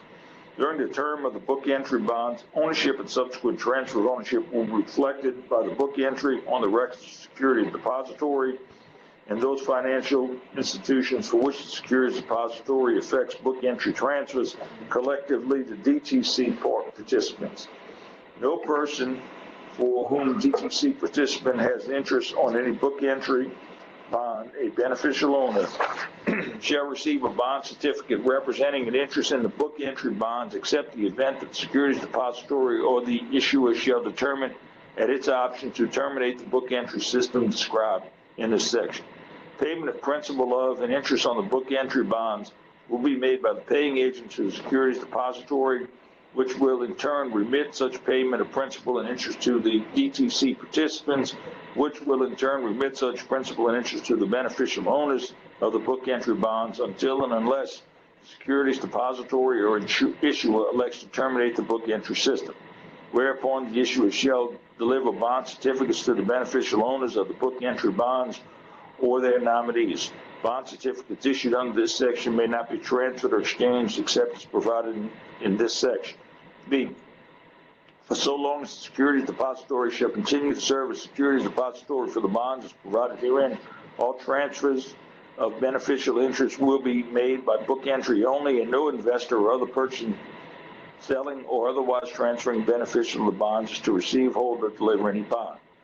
See, for every transfer exchange of the bonds, the beneficial owner may be charged a sum sufficient to cover the beneficial owner's allocable share of any tax, fee, or other governmental charge which may be imposed in relation thereto. The issuer and the payee agent will recognize DTC or its nominee as the bondholder for the purposes including notices and voting. Neither the issuer nor the paying agent are responsible for the performance by the DTC or any of its obligations, including without limitation the payment of monies received by DTC, forwarding with notices received by DTC, or giving any consent or proxy in lieu of the consent. Whenever during the term of the bonds, the beneficial owner thereof is determined by a book entry at DTC, the requirements of this ordinance of holding, delivering, or transferring bonds shall be deemed modified and required to require the appropriate person to meet the requirements of DTC as registering or transferring the book entry produce the same effect.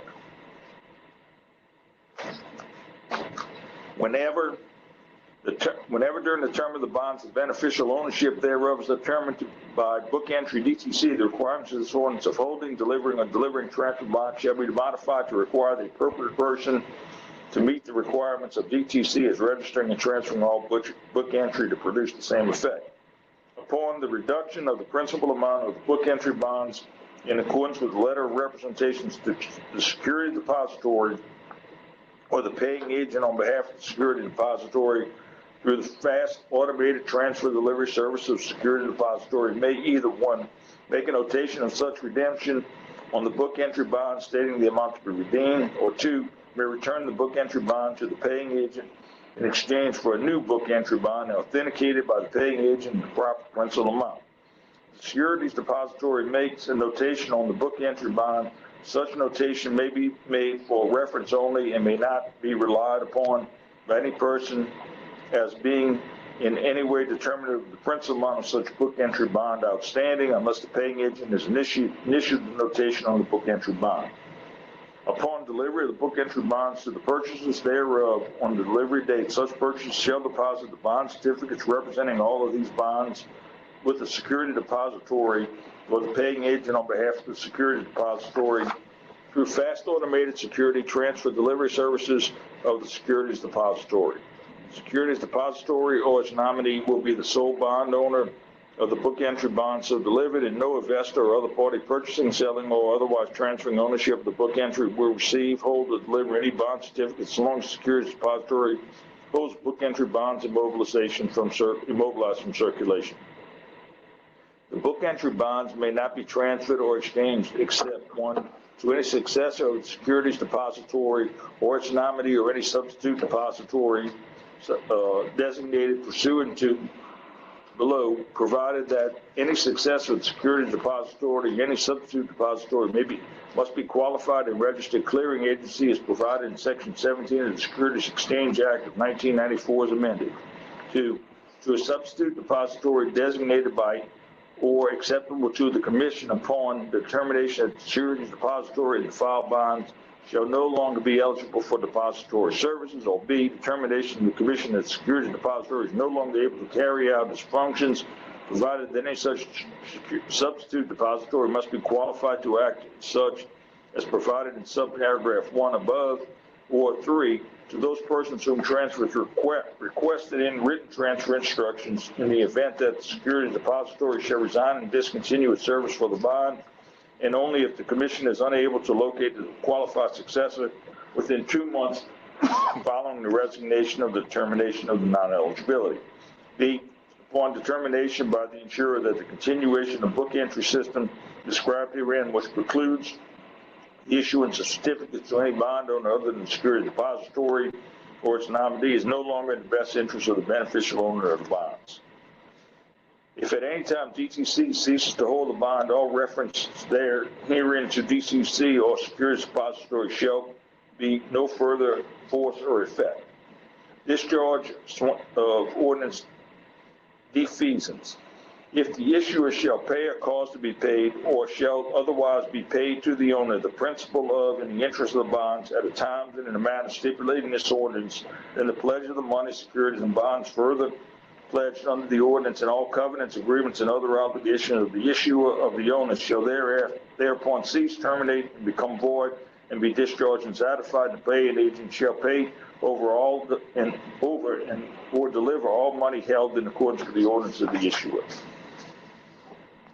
Bonds or interest installments for the payments of which the money shall have been set aside and shall have been held in trust through a deposit by the issuer of the funds for such payment otherwise at the maturity date thereof shall be deemed to have been paid within the meaning and with the effect expressed above section if they are defeased in the manner provided by Chapter 14, Title 39, Louisiana Revised Statutes of 1950 as amended. Section 24, successor paying agent agreement. The issuer will at times maintain a paying agent meeting qualifications hereinafter described and performs of the duties herein under the bonds. The designation of the initial paying agent in this ordinance hereby continued and approved. The issuer reserves the right to appoint successor paying agent by filing with the person then performing such function certified copy of the ordinance or ordinance giving notice of the termination of the agreement and the appointing of a successor, and B, causing notice to be given to each owner.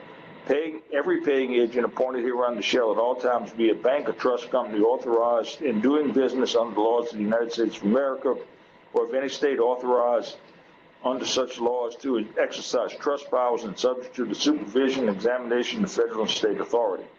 The chairman of the governing authority and/or the parish president are hereby authorized and directed to execute the appropriate agreement with the paying agent for and on behalf of the issuer in such forms as may be satisfactory to said officers and signatures of said officers as such agreement be conclusive evidence of the due exercise of the authority granted thereunder. Section 25, disclosure under SEC Rule 15C2-12. The chairman of the governing authority, the parish president, or chief financial officer are hereby empowered and directed to execute the appropriate and continued disclosure certificate if required by either the purchase of the bonds or pursuant to SEC Rule 15C2-12B5.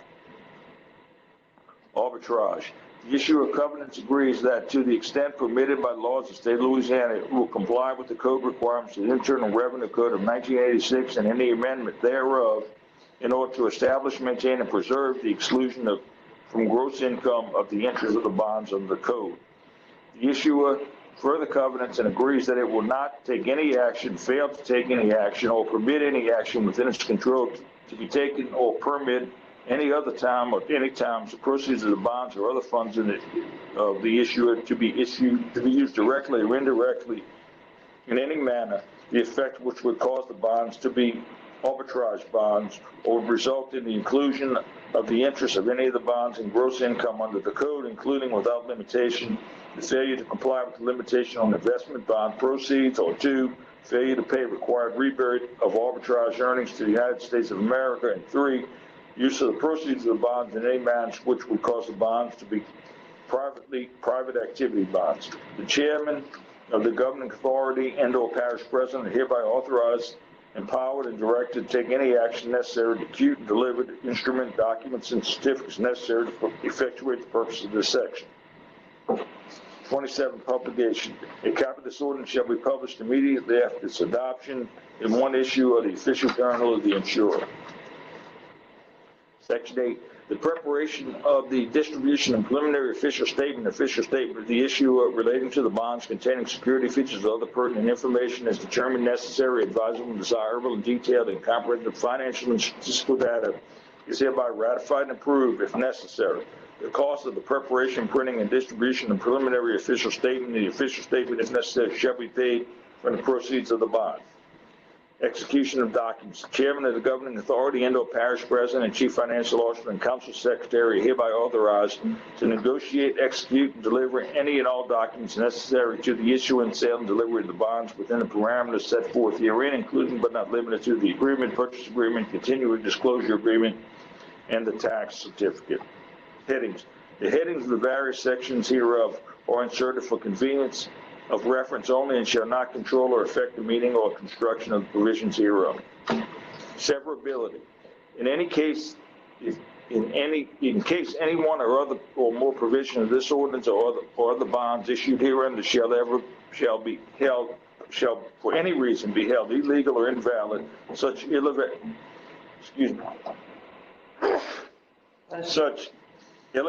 invalidity should not affect the provision of the ordinance or the bonds. This ordinance and bond shall be construed and enforced as if such legal or invalid provisions had not been contained therein. Any constitutional or statutory provisions enacted after the date of the ordinance that validates or makes legal any provision in this ordinance or any bonds which would not otherwise be legal or valid shall be deemed to apply in the bonds. This ordinance has been submitted to a vote. The vote thereon as follows. Motion to move the ordinance. You're muted, Terry. Muted. Second. All right, sorry. I have a motion by Mr. Cagnolati, a second by Mr. Mason to move the ordinance. Are there any questions? Mr. Ogeron. Could I get Mr. Parrington to read that again for us? I knew somebody was going to request that. No. Thank you very much. Any objections? Hearing none, that motion passes. Thank you, O'Neill, for your excellent reading of that long document. Thank you. Item C, reading of an ordinance to declare surplus 2 York chillers from Lamar Dixon Expo Center, Parish Assets number 27955 and Parish Asset number 27956. To declare and surplus and authorize the sale or transfer of miscellaneous chillers. Whereas the parish of Ascension has certain assets that are no longer viable to retain, and whereas these assets no longer serve or have any public purpose. Whereas the parish of Ascension desires to declare said assets as surplus and provide for sale and or transfer of same in accordance with Louisiana Revised Statute 13588. Whereas be it ordained by the Ascension Parish Council acting in capacity as governing authority that it hereby declares the listing of assets attached to and made a part hereof as Exhibit A as surplus and authorizes the sale or transfer of the same. In the event any portion of this ordinance is ever held invalid or unconstitutional for any reason by any court of competent jurisdiction over it, such portion shall be deemed separate, distinct, and independent provisions shall not affect the validity of the remaining portions of the ordinance. This ordinance shall be in full effect as permitted by law. The ordinance has been submitted to a vote. The vote thereon was as follows. Motion to move the ordinance. I have a motion by Mr. Cagnolati to move the ordinance. Are there any second? Any questions? Any objections? Hearing none, that motion passes. Mr. Cagnolati. Motion to adjourn. Second. I have a second by Mr. Mason. Thank you, gentlemen, for your attention to that very long Thank reading you of an all. ordinance. It's just Thank you, O'Neill, for necessary. the bedtime story. Thank you all very much. Thank y'all.